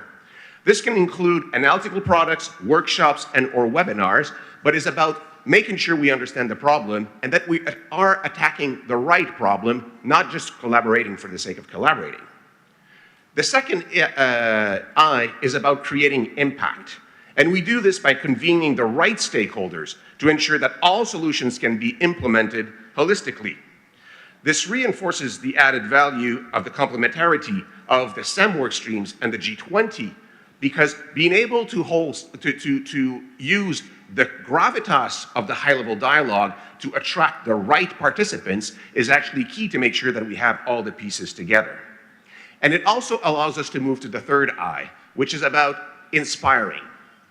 So CEM members do this because it is beneficial to them. We really make sure that the value of collaboration comes directly to those who have decided to be the pioneers that will open up the pathways. But once that success is there, we are trying to take that success, make it public so that others are enticed to follow suit, but also making our tools available to make sure that they can leapfrog some of the pains that the leaders have already gone to. And we've provided you with a small brochure that actually provides you some real-world examples of how these three areas have been supported by CEM work. We hope to be able to continue to give you regular updates on the many CEM workstream good news stories, but today, instead of going into the details of the elements of the brochure, I'd rather give you the opportunity to hear examples directly from the front lines.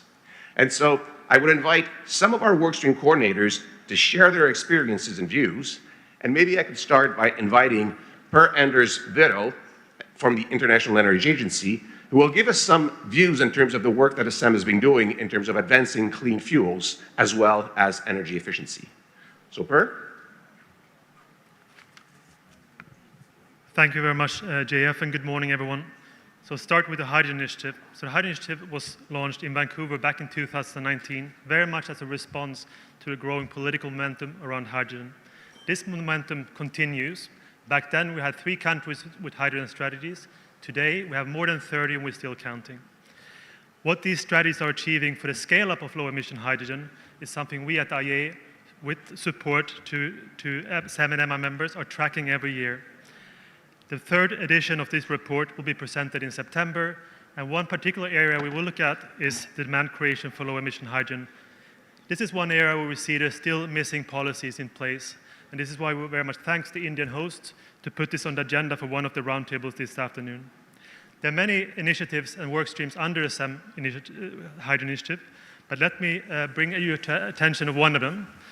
So it's government-led, where governments that see themselves as potential exporters with countries that see themselves as potential importers of low-emission hydrogen are coming together under what's going to be called the International Hydrogen Trade Forum. I want to thank the government of the Netherlands, the UAE, for the leadership, and all the countries supporting and joining the event tomorrow for the launch here in Goa. Let me now turn to SEED, which is one of the leading energy efficiency initiatives under the Clean Energy Ministerial. So if Thiago's affair with Mission Innovation started 6 years ago, mine started in a room in London back in 2011, where I was gathered with the first SEED meeting after the launch in the US. It really made me understand why it makes sense that governments come together to really make sure that the policies for both standards and labeling programs are not only ambitious, but also aligned between different countries and continents. And since then, SEED have had a good track record, and it continues to accelerate product efficiency in important products such as lighting, air conditioning, electrical motors, and refrigeration. Today, SEED, which is coordinated by the IEA, is in a phase of expanding its outreach, so working with new regions and countries in Latin America, Southeast Asia, and so on. And one of the core tasks is, of course, to continue to show that these policies make sense, not only from an energy point of view or climate point of view, but also from an economic point of view. It will reduce the bills of the consumers, but it will also create market opportunities and novel innovation. Thank you.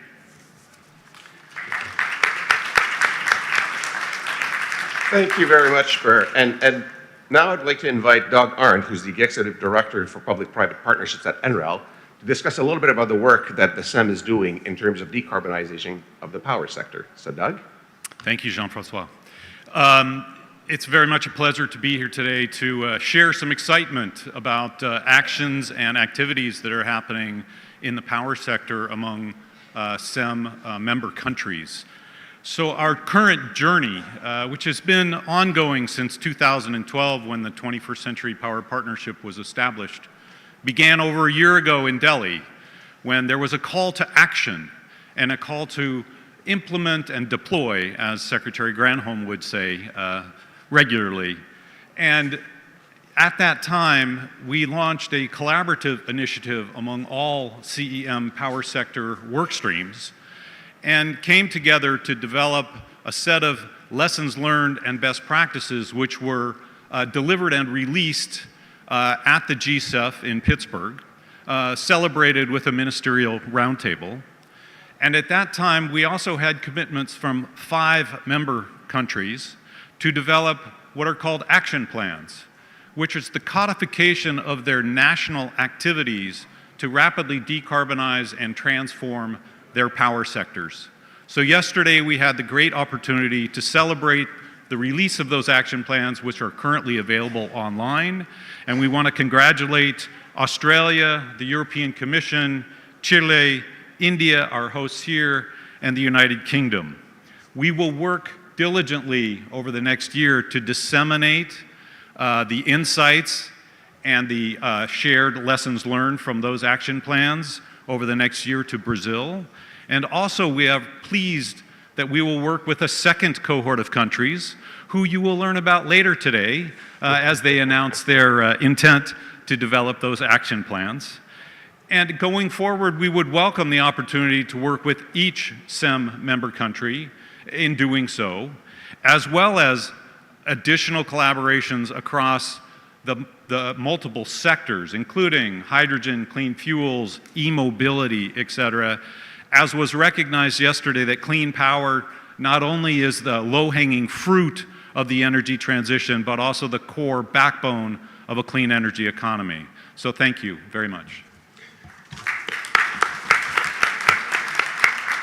Thank you very much, Doug, and also thanks for giving a concrete example of how insights, when shared, can become inspiration. I'd like now to move to discussing some of the cross-cutting work that is happening, because while CEM covers all the sectors, we also realize that there are issues that need to be solved across the sectors. And so I'll invite Roland Roche, Director of ARENA, to talk about some of the activities that are being done. Oh. Esteemed Excellencies, my name is Roland Roche. I'm Director of ARENA's Innovation and Technology Center. I have the honor to present the spotlight on our cooperation platform LTES, the Long-Term Energy Scenario Initiative. I think this is not the right slide. For decades, long-term energy scenarios, or LTES, have played a vital role in shaping national energy policies. Today, with our focus on a clean energy transition, LTES takes on ever greater importance. Developing clear, measurable visions becomes the key to driving the transformation, and inclusivity is paramount given its profound impact on energy, on every aspect of society. This is not the right slide, I guess. Isn't it? It's LTES, right? Within this context, the LTES initiative provides a unique platform for government practitioners to learn from each other how they could use energy scenario more effectively for planning the clean energy transition. Last 5 years, this platform enabled the peer-to-peer learning among its members. Building on ARENA's global membership, the members of the LTES initiative include governments from both the clean energy ministerial countries and also from non-clean energy ministerial countries. In addition to the global peer-to-peer learning approach, the LTES initiative has also emphasized the regional approach to exchange experiences and practices, allowing countries to learn from the neighbors that share similar socioeconomic circumstances and collectively improve the planning processes for the clean energy transition. Last year, we successfully carried out 2 webinar series, one for Latin America and the other one for Africa, featuring institutional framework for developing and using the LTES in 24 countries from these regions. In the upcoming weeks, we will start a dedicated dialogue for Asia. The initiative also brings non-governmental experts on the table, most notably the scientific community, the civil society, and the private sector. This allows to empower the LTES members to broaden the scope and deepen the technical know-how of developing and using scenarios for the clean energy transition. LTES future priorities are by collecting experiences and good practices of the LTES community. So to promote a more comprehensive approach for the LTES and coordination between energy, climate, and society to plan for a just and clean transition. To improve the participation of broader stakeholders in designing the national LTES. To enhance the LTES as a strategic tool to catalyze financing for clean energy through dialogues with multilateral banks and other financial institutions. To identify key institutional capacity that the government needs to have for effective LTES making and energy planning. The opportunities to increase the impact we see are strengthen the dialogues between the private sector and the policymakers, create more dialogues around the technological innovation, supply chains, and other key constraints that impact the pace of the energy transition. Amplify the impacts by enhancing the synergies with ARENA's programmatic activities. Enhance the synergies with programmatic activities of technical partner organization. And lastly, keep fostering partnerships and always welcome new active members. Thank you very much. Thank you, Roland. And now I'd like us to look at some of the work that CEM is doing in helping the decarbonization of some of the very hard to abate sectors of our economy. and would invite Fiona Skinner, who's the coordinator of the Industrial Deep Decarbonization Initiative, to show how collaboration can help in that respect. Thank you, Jean-Francois, and good morning, everyone. The IDDI and the associated Green Public Procurement Campaign aims to create thriving markets for low carbon and near zero industrial products, starting with steel, cement, and concrete. Now, early last year, we established 3 working groups looking at 3 key areas to deliver outputs and share learnings on embodied carbon frameworks for data and reporting, standards and definitions, and green procurement. Over the last year, we have also been working with governments to ensure that the steel, cement, and concrete that is used in public construction projects is low or near zero emissions by 2030. And finally, the IDDI has been established as a central coordinating initiative under the Steel Breakthrough on 2 key areas, one of those being demand creation and the other standards and definitions. Now, looking to the future, we are working to accelerate the harmonization of emissions measurement methodologies for these products and to deliver a proposal on how to align the great work that is happening with the many initiatives working on this topic by COP28. At the same time, a key priority will be to establish internationally accepted emissions thresholds and definitions for steel and cement. Now, our third central priority, and this is key, is really to increase commitments to our Green Public Procurement Pledge and to support the countries that have committed in delivering on their commitments. We'll do that by facilitating knowledge exchange and disseminating the lessons learned in this space. Now, what we request from you, the CEM community, and also the MI community, is to join the Green Public Procurement Pledge to ensure that there is a strong demand signal out there to bring in the investment needed to decarbonize industry. Secondly, we'd invite you to participate in the dialogue on industrial decarbonization, to share your priorities for industrial transformation pathways, and to help shape this initiative's future. And finally, we would call on you to supply experts that can contribute substantively to these discussions and to help deliver the outputs that are needed to deliver on these goals. Thank you. Thank you very much, Fiona, and also thank you for showing us a practical example of how the political impetus actually helps drive action, but how once you have that goal, you need to go into the details of how you actually make it happen, which is what the IDDI has been doing. Now, last but definitely not least, I'm going to ask Annette Hollis, who's the chair of the Empowering Peoples Initiative and the Equality in Energy Transitions Initiative, to come to talk to us about an area of work where STEM is actually fairly innovative in understanding how the socio-economic impact of the energy transition are as important to manage as the technical or policy impacts, in order to get a social license to actually proceed ahead, but also make sure that we have the skills and the talent to enable us to enact the transition. So Annette, thank you very much. Thank you, JF, and good morning, everyone. We've already focused quite a bit this morning on the what and the why we are here. So that's working together to accelerate the clean energy transition and to reach our net zero goals. But I'm just going to spend a few minutes to focus on the who. So that's working to empower people and ensure inclusivity in the future clean energy workforce. This is a critically important and growing body of work within the CEM. So first, I'll shine a spotlight on a relatively new initiative within the Clean Energy Ministerial. It's called the Empowering People Initiative, which is co-led by the US, Canada, and the European Commission, focused on the critical socioeconomic elements of the clean energy transition. I'll just focus on a couple of really concrete deliverables and key achievements from this past year.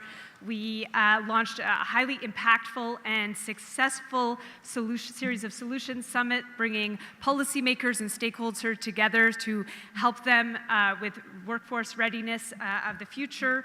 We also had a really high impact collaboration with the International Energy Agency and released a report on skills development and inclusivity for the clean energy transition. We also had our first partnerships with the technology work streams, one with smart smart grids, for example, demonstrating the importance of integrating these issues within our technology work streams. In terms of our future priorities and upcoming plans, we want to do a deeper dive with the International Energy Agency and release a body of work on skills in the energy efficiency sector, understanding that that's a high impact sector. We really want to expand our visibility and reach and build stronger alignment with core partners, with some of whom are in this room, including IRENA and the World Bank. In terms of increasing our impact, we have a couple of ideas on the slide here, but I'm actually going to save that for the end. Can we go to the next slide, please? So this is our Equality and Energy Transitions Initiative, essentially our gender equality work, a really high impact and important body of work as well. In terms of our key achievements this past year, I'll shine a spotlight on the Equal by 30 campaign. It's an initiative within an initiative, brings both the public and private sector to advance the participation of women in the energy sector by 2030.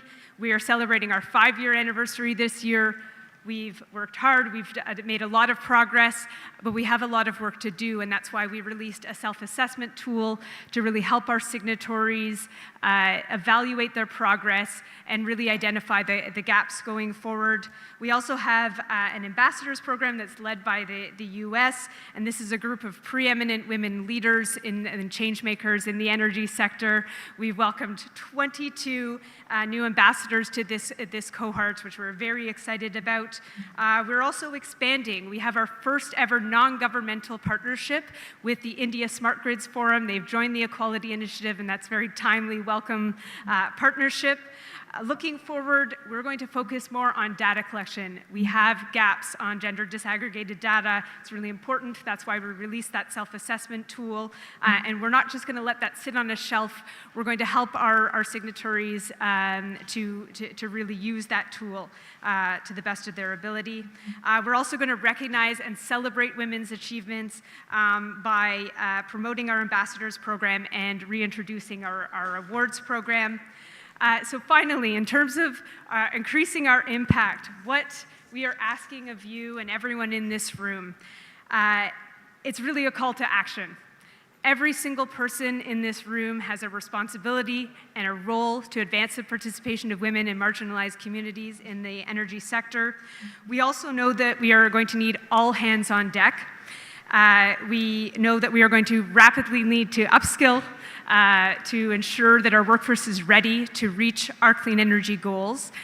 These issues are not separate from our clean energy goals. They really are integrated. So if you're not already engaged in this work, please join us. The future depends on it. Thank you.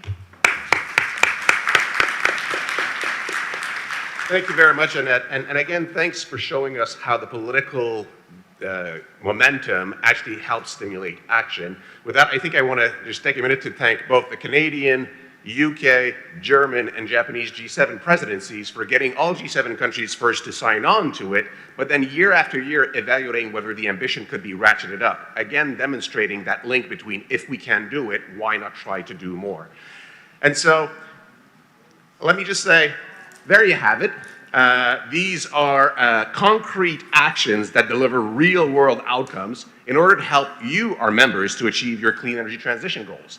But the next question is, how can we do more?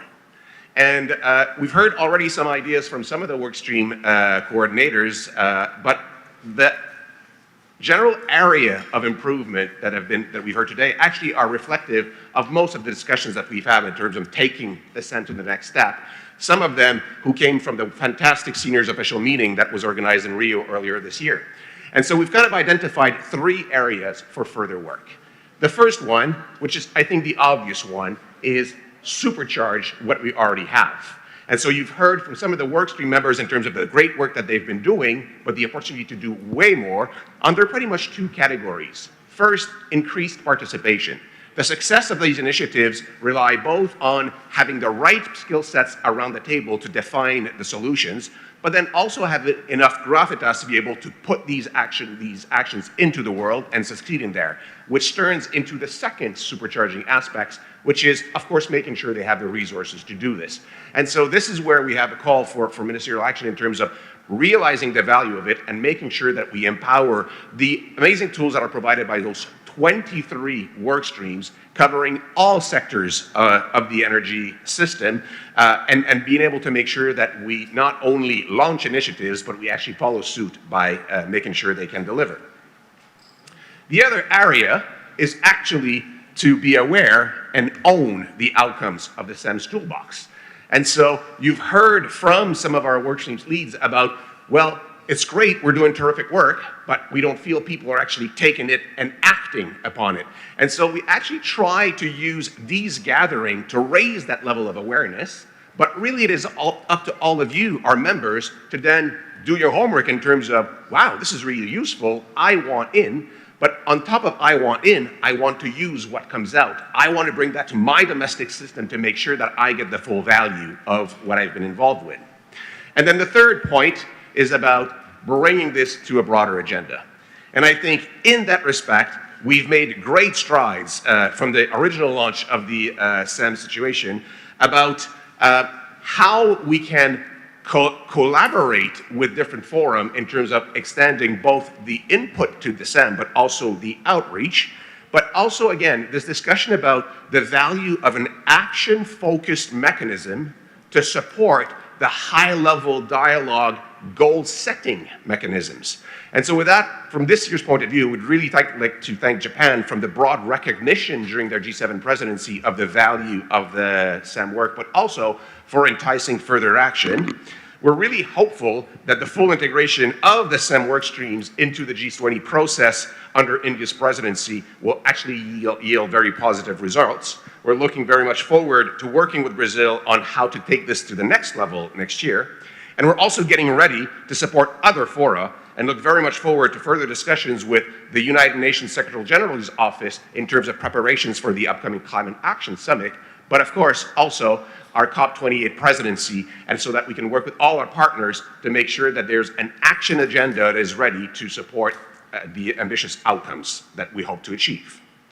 And so let me just end then by thanking you, Excellencies, both for giving me the time to showcase some of the work of the CEM in accelerating our clean energy transition. But I'd like to leave you with three messages. First, I'd like to reiterate my own personal commitment and that of the CEM Secretariat's extremely talented team that we will do everything we can do to ensure you get the most value of your CEM participation. I also want to thank both our Indian host for this memorable meeting and setting the winning conditions for our strategic discussions, our members for their trust and involvement into the work we've done today, but very importantly, our knowledge partners and the entire CEM and MI community for making it possible to be where we are today. We do believe we have the tools through this coalition of the willing to be able to achieve such rapid progress, and we feel that we stand on a verge of unleashing the full potential of the CEM-MI implementation power. But to do that, we need to have you realize that we are totally at your service. We are a member-driven process, and so we have, both on the sides of the CEM and the MI, a very humble request. Since we are at your service, we're also looking very much for your guidance on how best to serve your interests. So we will be listening with very avid ears to the discussions that are coming in the next segment in terms of how we can ensure that the toolbox that you have remains relevant, but also that you have all you need to be able to effectively use it. So with that, Presidency, Excellencies, thank you very much for your support, for your attention, and I look very much forward to the outcome of our future discussions.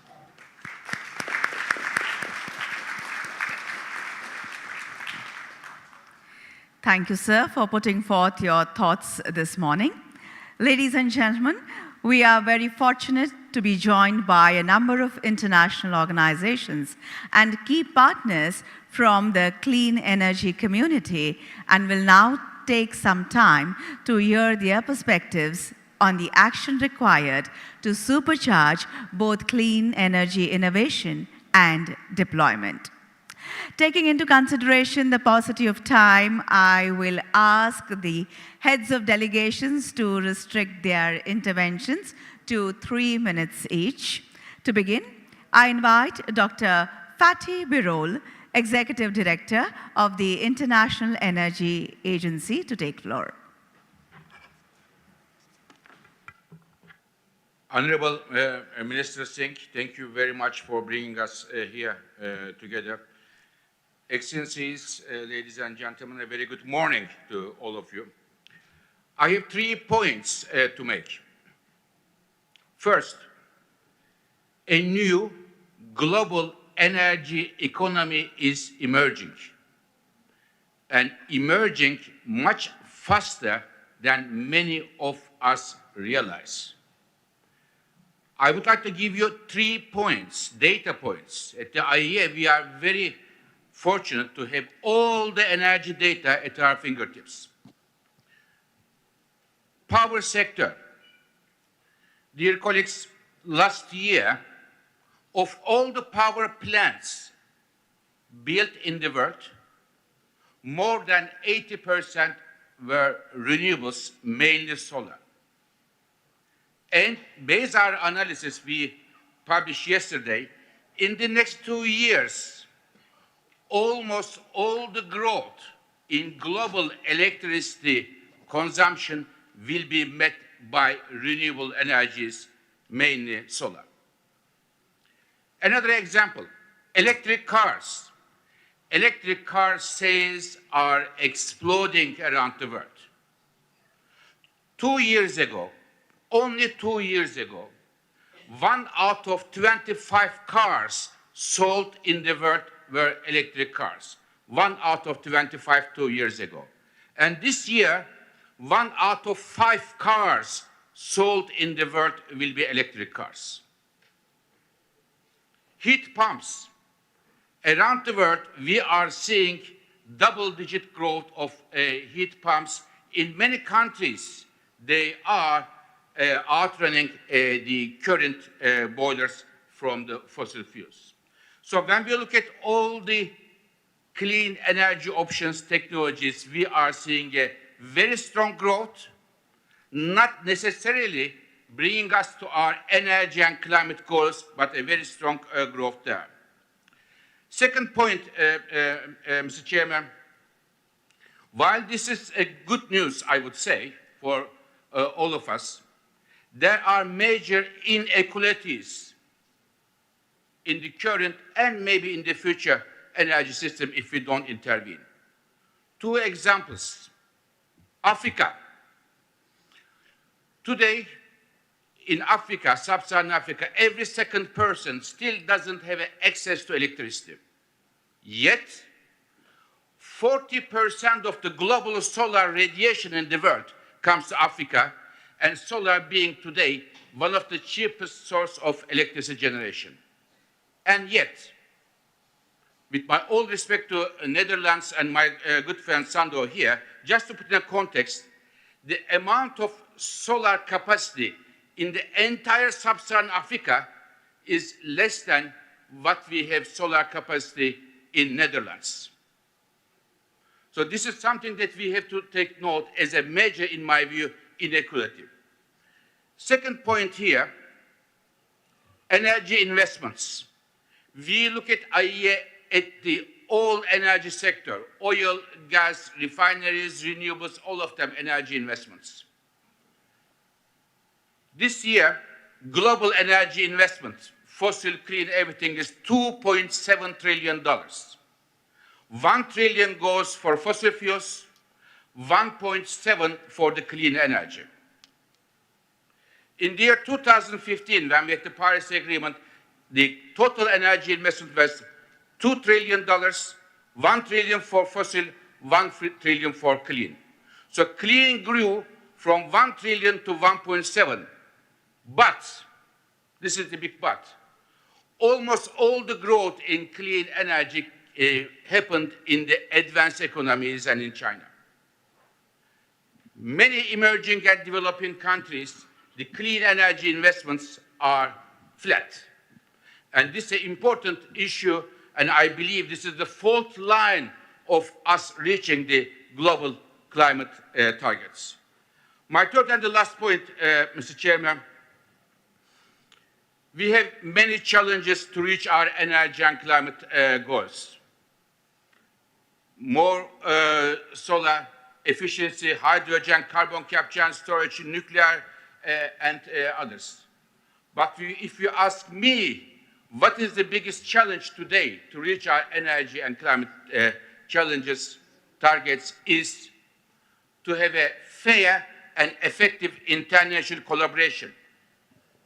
Only a fair and effective international collaboration can enable us to reach our energy and climate goals. As such, I am very happy that this G20 is chaired by India, a bridge builder among the countries, and I would like to congratulate you, Mr. Chairman, for the successful G20 up to now. Thank you.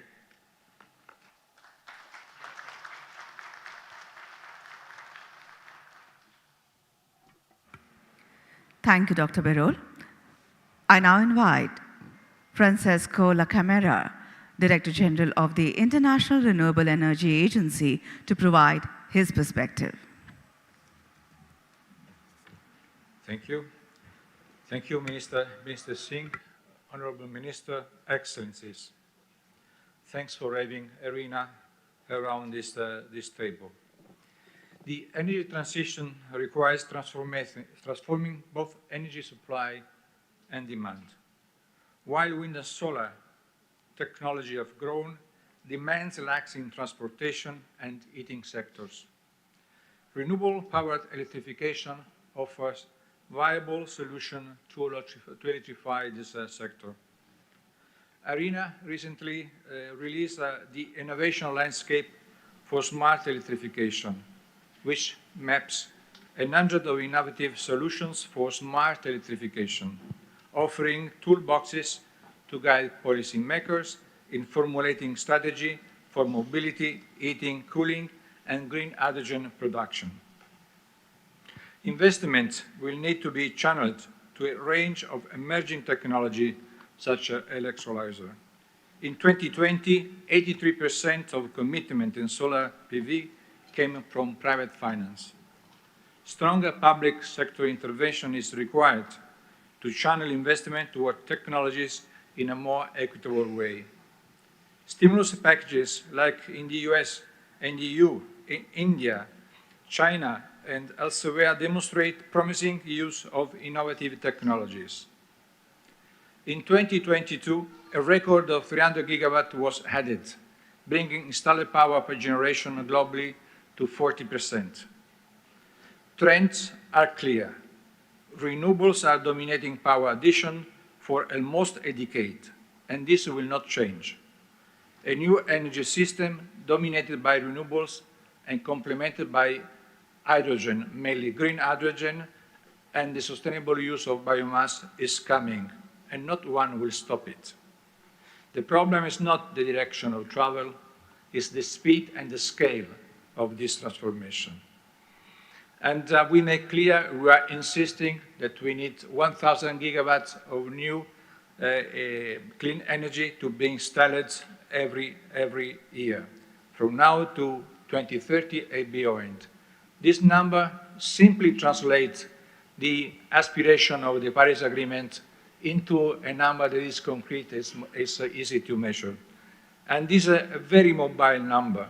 We will insist on this in this day.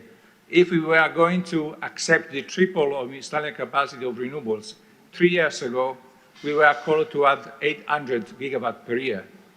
Now we are called to add 1,000 gigawatts because we didn't act. And if we are not acting the next 3 years, this 1,000 gigawatts become more and more until the 1.5 disappear and already the 2 degrees will be at risk. We think that we have to overcome the barrier for rapid deployment of renewables. And we make clear in our World Energy Transition Outlook 2023, the volume 1, that we have three main barriers to overcome. Is the physical infrastructure. So enhancing grid infrastructure, including smart grid technologies and energy storage, is necessary to handle increased variability and ensure reliable electricity supply. This is more important in continents like Africa, in Southeast Asia, where without having the infrastructure that is needed, the inequality that persists there are very difficult to be reduced. We need a policy framework that looks to the future and not to the past. Still, we have policy such as renewable energy target and incentive, along with streamlined permitting process, can create a favorable environment for clean energy investment. Still, market design is not yet ready for the new world that is coming. We need skilled workforce, and we need to install, to enhance institutional capacity. And we have to engage with the private sector through financial incentive, partnership, and sustainable procurement practice is crucial. We insist that breaking these three barriers will also build a new narrative that could be the way after the COP we can progress and accelerate the path to a cleaner energy system. Thank you very much for your attention.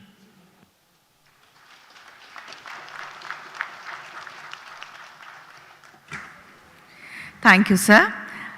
I now invite Ms. Damilola Ogunbiya, Chief Executive Officer and Special Representative of the UN Secretary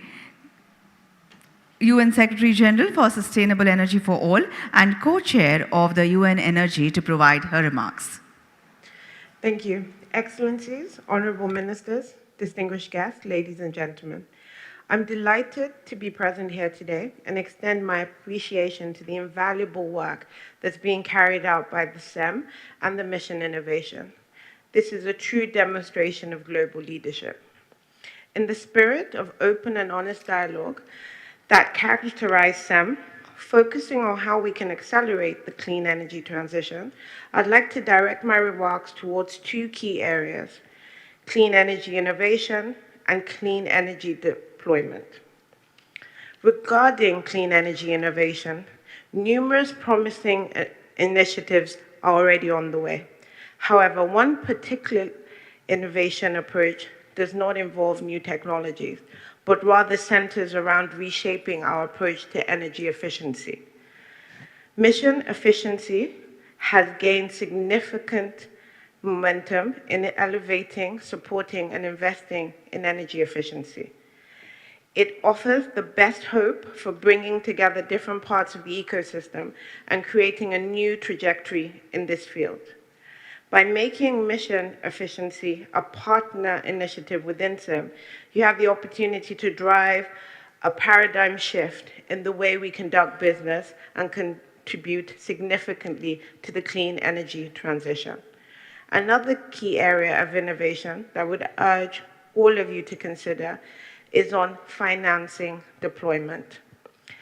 There continues to be a big gap between the rhetoric and the delivery.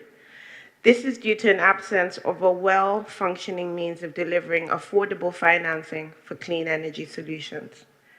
Secondly, when it comes to clean energy deployment, we must find new approaches to doing business. It is universally agreed that we must achieve a clean energy transition, but we now need to establish the foundations for how to accomplish these goals.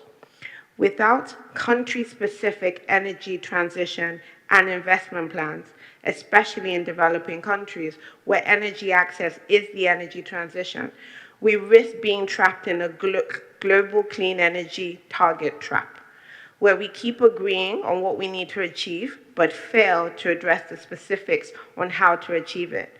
We also must agree that Africa is not a country, but it's actually a continent with a lot of diverse countries, and we need a lot of diverse solutions. I implore you to harness your collective leadership to ensure that no economy is left behind in this clean energy transition. In conclusion, supporting mission efficiency and country-specific clean energy transition investments are concrete steps that this esteemed group of global leaders can take. Thank you for listening.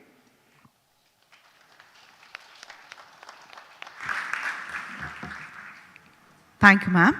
And before inviting Dr. Ajay Mathur, Director General, International Solar Alliance, to take the floor, we acknowledge and appreciate his long-time involvement in the CEM community. Dr. Ajay Mathur. Thank you very much. Ladies and gentlemen, today we are here because we are faced with a global imperative to move towards renewable sources of energy for a variety of reasons. Obviously, global zero emissions, obviously, but also because it creates jobs that didn't exist earlier. It enables energy access for all. It improves local air quality and reduces the burden on the national economy because of reduced imports. We cannot forget those drivers. We see solar energy technologies as a key intervention to meet all these goals and are delighted at the rapid growth that is occurring, as Mr. Birol had mentioned. We would like to point, however, to three kinds of skewedness in the growth that is occurring. The first skewedness, and I'll echo Mr. Birol, is in investments. Globally, something like $250 billion were invested only in solar in 2022. But less than 3% of it went to all of Africa. This is a cause of concern. The second kind of skewedness is the coverage across sectors. More than 2/3 of the investment went towards large-scale solar farms. Solar rooftops, solar pumps, solar cold storages, other kinds of livelihood creation did not see the same kind of investment. The third skewedness is around the concentration of manufacturing. More than 80% of the modules are manufactured in just 2 countries, and this has created disruptions in the supply chain. In 2021, prices of solar increased by more than 20% almost across the globe and resulted in supply shortages as well. This will only magnify by 2030 when we see the global demand for solar increase by 3 times at least, and possibly by as much as 9 times. Based on our experience, we suggest there are 4 kinds of interventions which this group needs to focus on. The first interventions is to use solar mini-grids and standalone solar systems to enhance universal energy access. If we focus on grid extension alone, then by 2030, when we expect all people to have access to energy, we will still have 660 million people, largely in sub-Saharan Africa, who do not have access to electricity. This means that we will need to have a mix of grid, of solar mini-grids, and of solar standalone systems. And we released a report yesterday which looked at the economics of what makes sense where. We also believe it's important to pull money into this area. At the Solar Alliance, we have launched a global solar facility which provides, amongst other things, a payment guarantee mechanism so that the private sector financing can be provided the kind of confidence it needs to invest in these kinds of universal energy access issues. We encourage all of you to support this payment guarantee mechanism. The second intervention relates to geographical diversification of manufacturing. And we need to find the sweet spot between the scale of manufacturing on the one hand and enhanced reliability of the supply chains on the other hand. Our experience suggests that the low-hanging fruit is to help countries to have adequate demand nationally and or regionally to manufacture solar modules, and therefore import cells instead of modules, and therefore reduce the vulnerabilities and the costs associated with module imports as opposed to cell imports. We encourage investments in module manufacturing across the globe. You will note that I've focused on green electricity till now, but the third intervention deals with enabling global exchange on energy transition and on solar in particular. At the Solar Alliance, we are committed to produce and enable knowledge on a range of issues, on solar technologies, on national policies, on the energy transition, on policies that attract investment, and so on. We will also be launching a Green Hydrogen Innovation Center with this in mind. We invite all CEM partners to provide us lessons to enable this cutting-edge knowledge exchange. Finally, I want to focus on capacity building. This is important because at the end of the day, who will do it?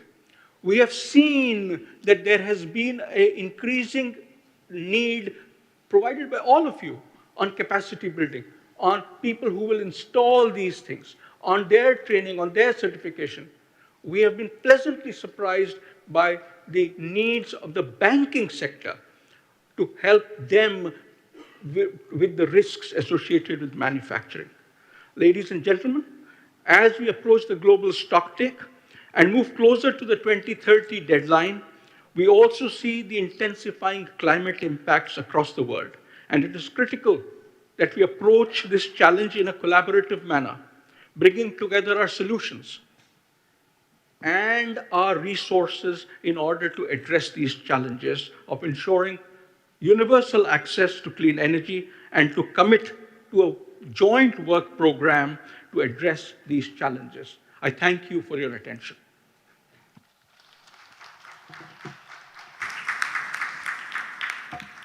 Thank you, Dr. Mathur. I now invite Mr. Selwyn Hart, Special Advisor to the UN Secretary General and Assistant Secretary General on Climate Action. Mr. Hart. Thank you so much, Madam Moderator, and I fully agree with everything that my colleagues have said on the other side of the table, and I would love to, and I want to thank you and the CEM Secretariat and the Government of India for inviting us to participate in this important session. I think there is an emerging consensus in this room that we need to significantly scale up our efforts, and we need to do so with a much greater sense of urgency. The reality is that when one looks at all indicators on climate, we're heading in the wrong direction, and the world is way off track from meeting the goals it agreed to in Paris in 2015. We also see a lack of ambition, trust, a lack of support, and a lack of cooperation. And at a time when we should be accelerating action and filling the gaps, unfortunately, we're seeing backsliding, and in many instances, the gaps are getting wider.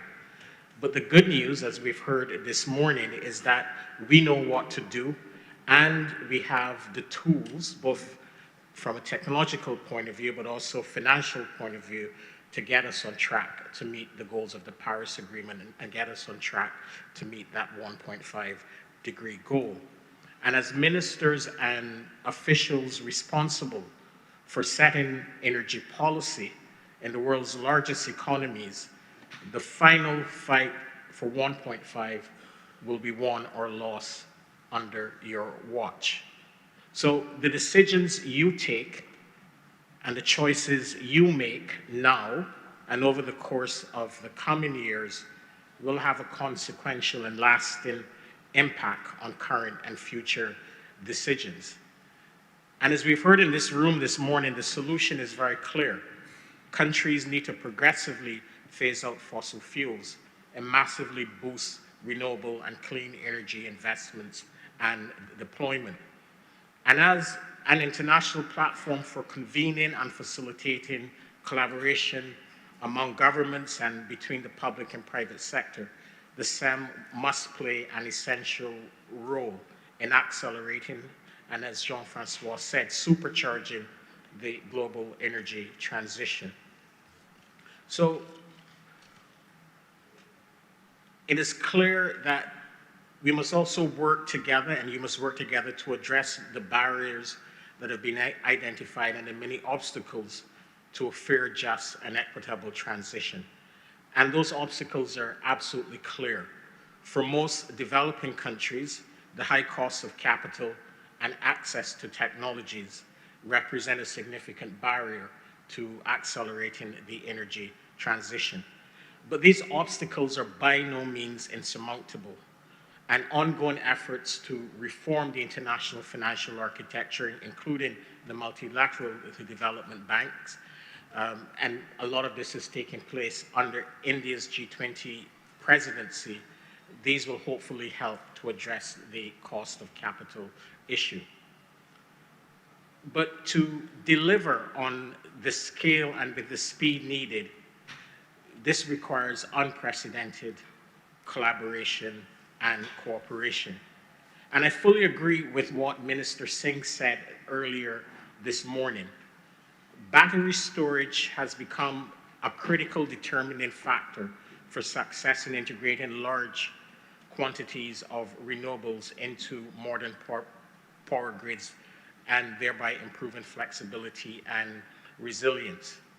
And battery storage technologies really, as the IEA's net zero scenario indicated, grid-scale battery storage capacity will need to expand by 35-fold between 2022 and 2030. And this is really essential aspect of the energy transition. Really, it's crying out for much greater international cooperation and collaboration.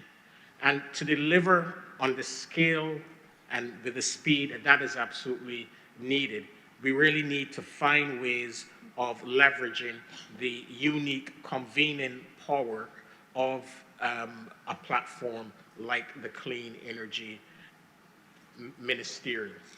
We believe that the Clean Energy Ministerial is an appropriate platform for harmonizing existing efforts aimed at scaling up the deployment of battery storage technologies globally, especially in the developing world. And I will be participating in the closed-door ministerial roundtable later today, and we hope that we can get a clear path forward on this essential aspect of the energy transition. And we also hope to feature outcomes at the upcoming Climate Ambition Summit of the Secretary General in September, as well as COP28 in Dubai later this year. In closing, colleagues, we know that we must work together, and if we are to go further and if we are to go faster. Accelerating the energy transition must be an area of cooperation and collaboration. I urge you to seize this opportunity and let us work together to ensure that we can deliver for planet and for people. I thank you.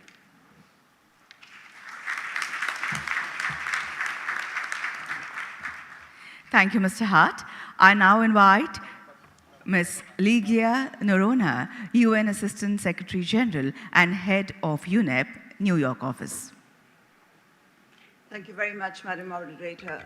Excellencies, good morning, and I thank very much the organizers for inviting UNEP to this very, very important meeting.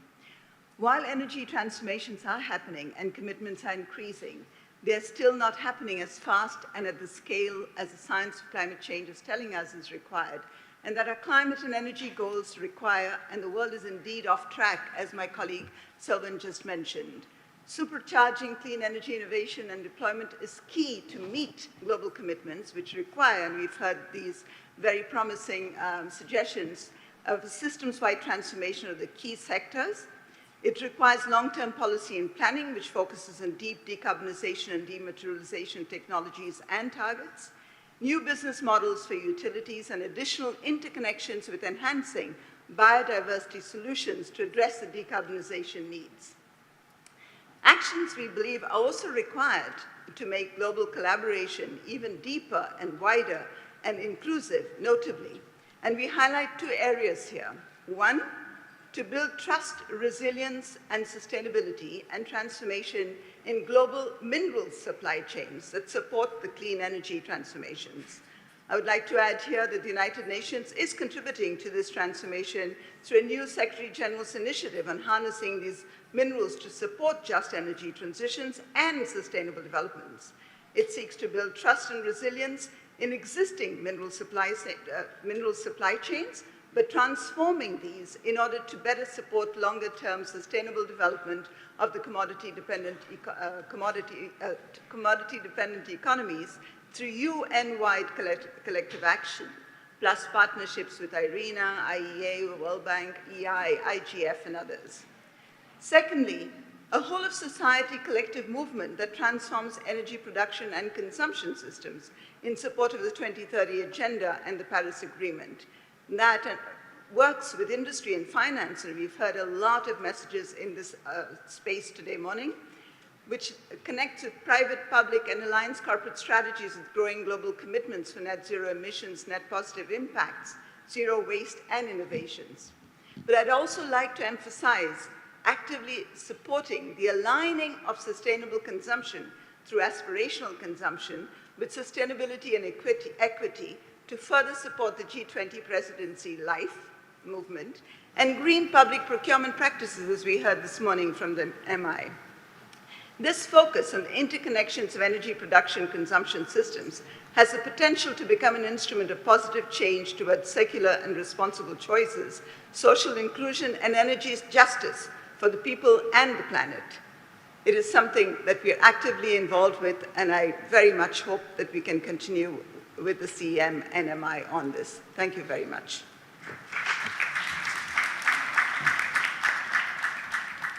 Thank you, Madam.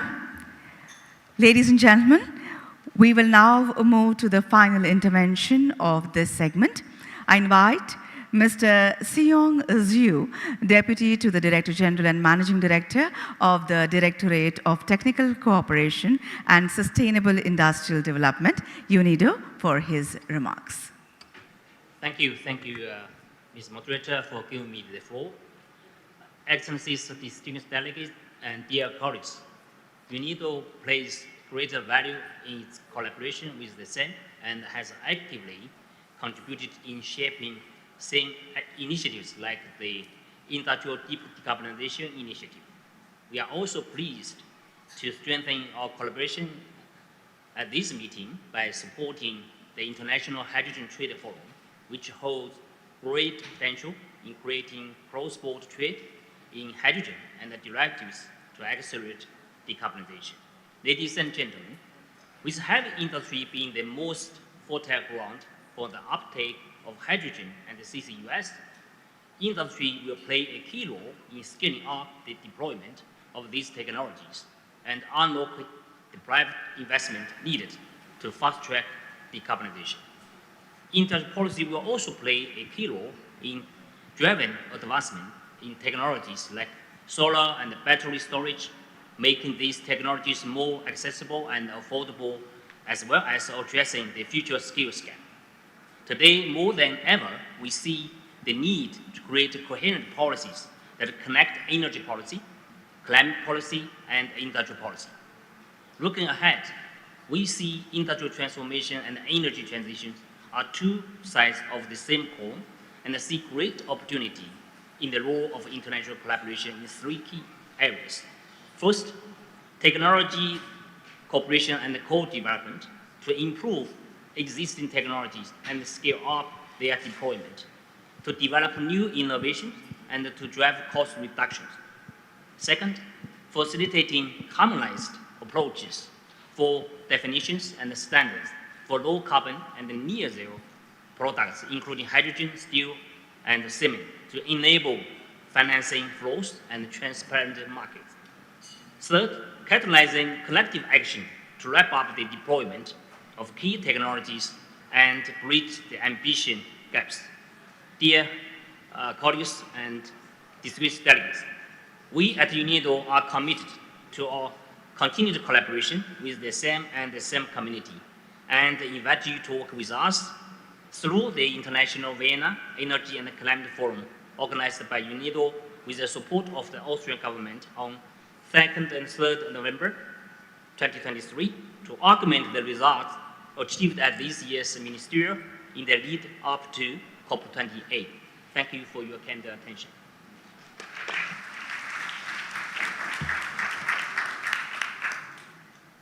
Thank you, sir.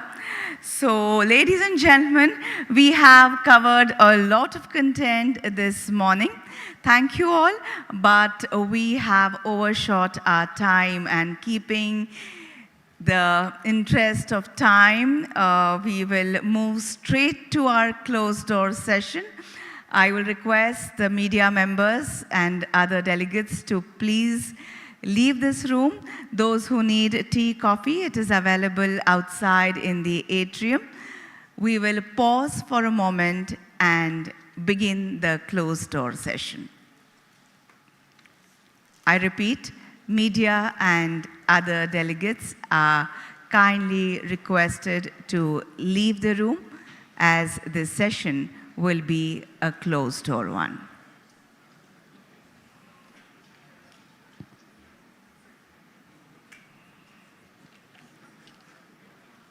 The rest are requested to kindly remain seated. We are not breaking formally. But of course, those who need tea, coffee can step out and carry their tea, coffee mugs back to the room.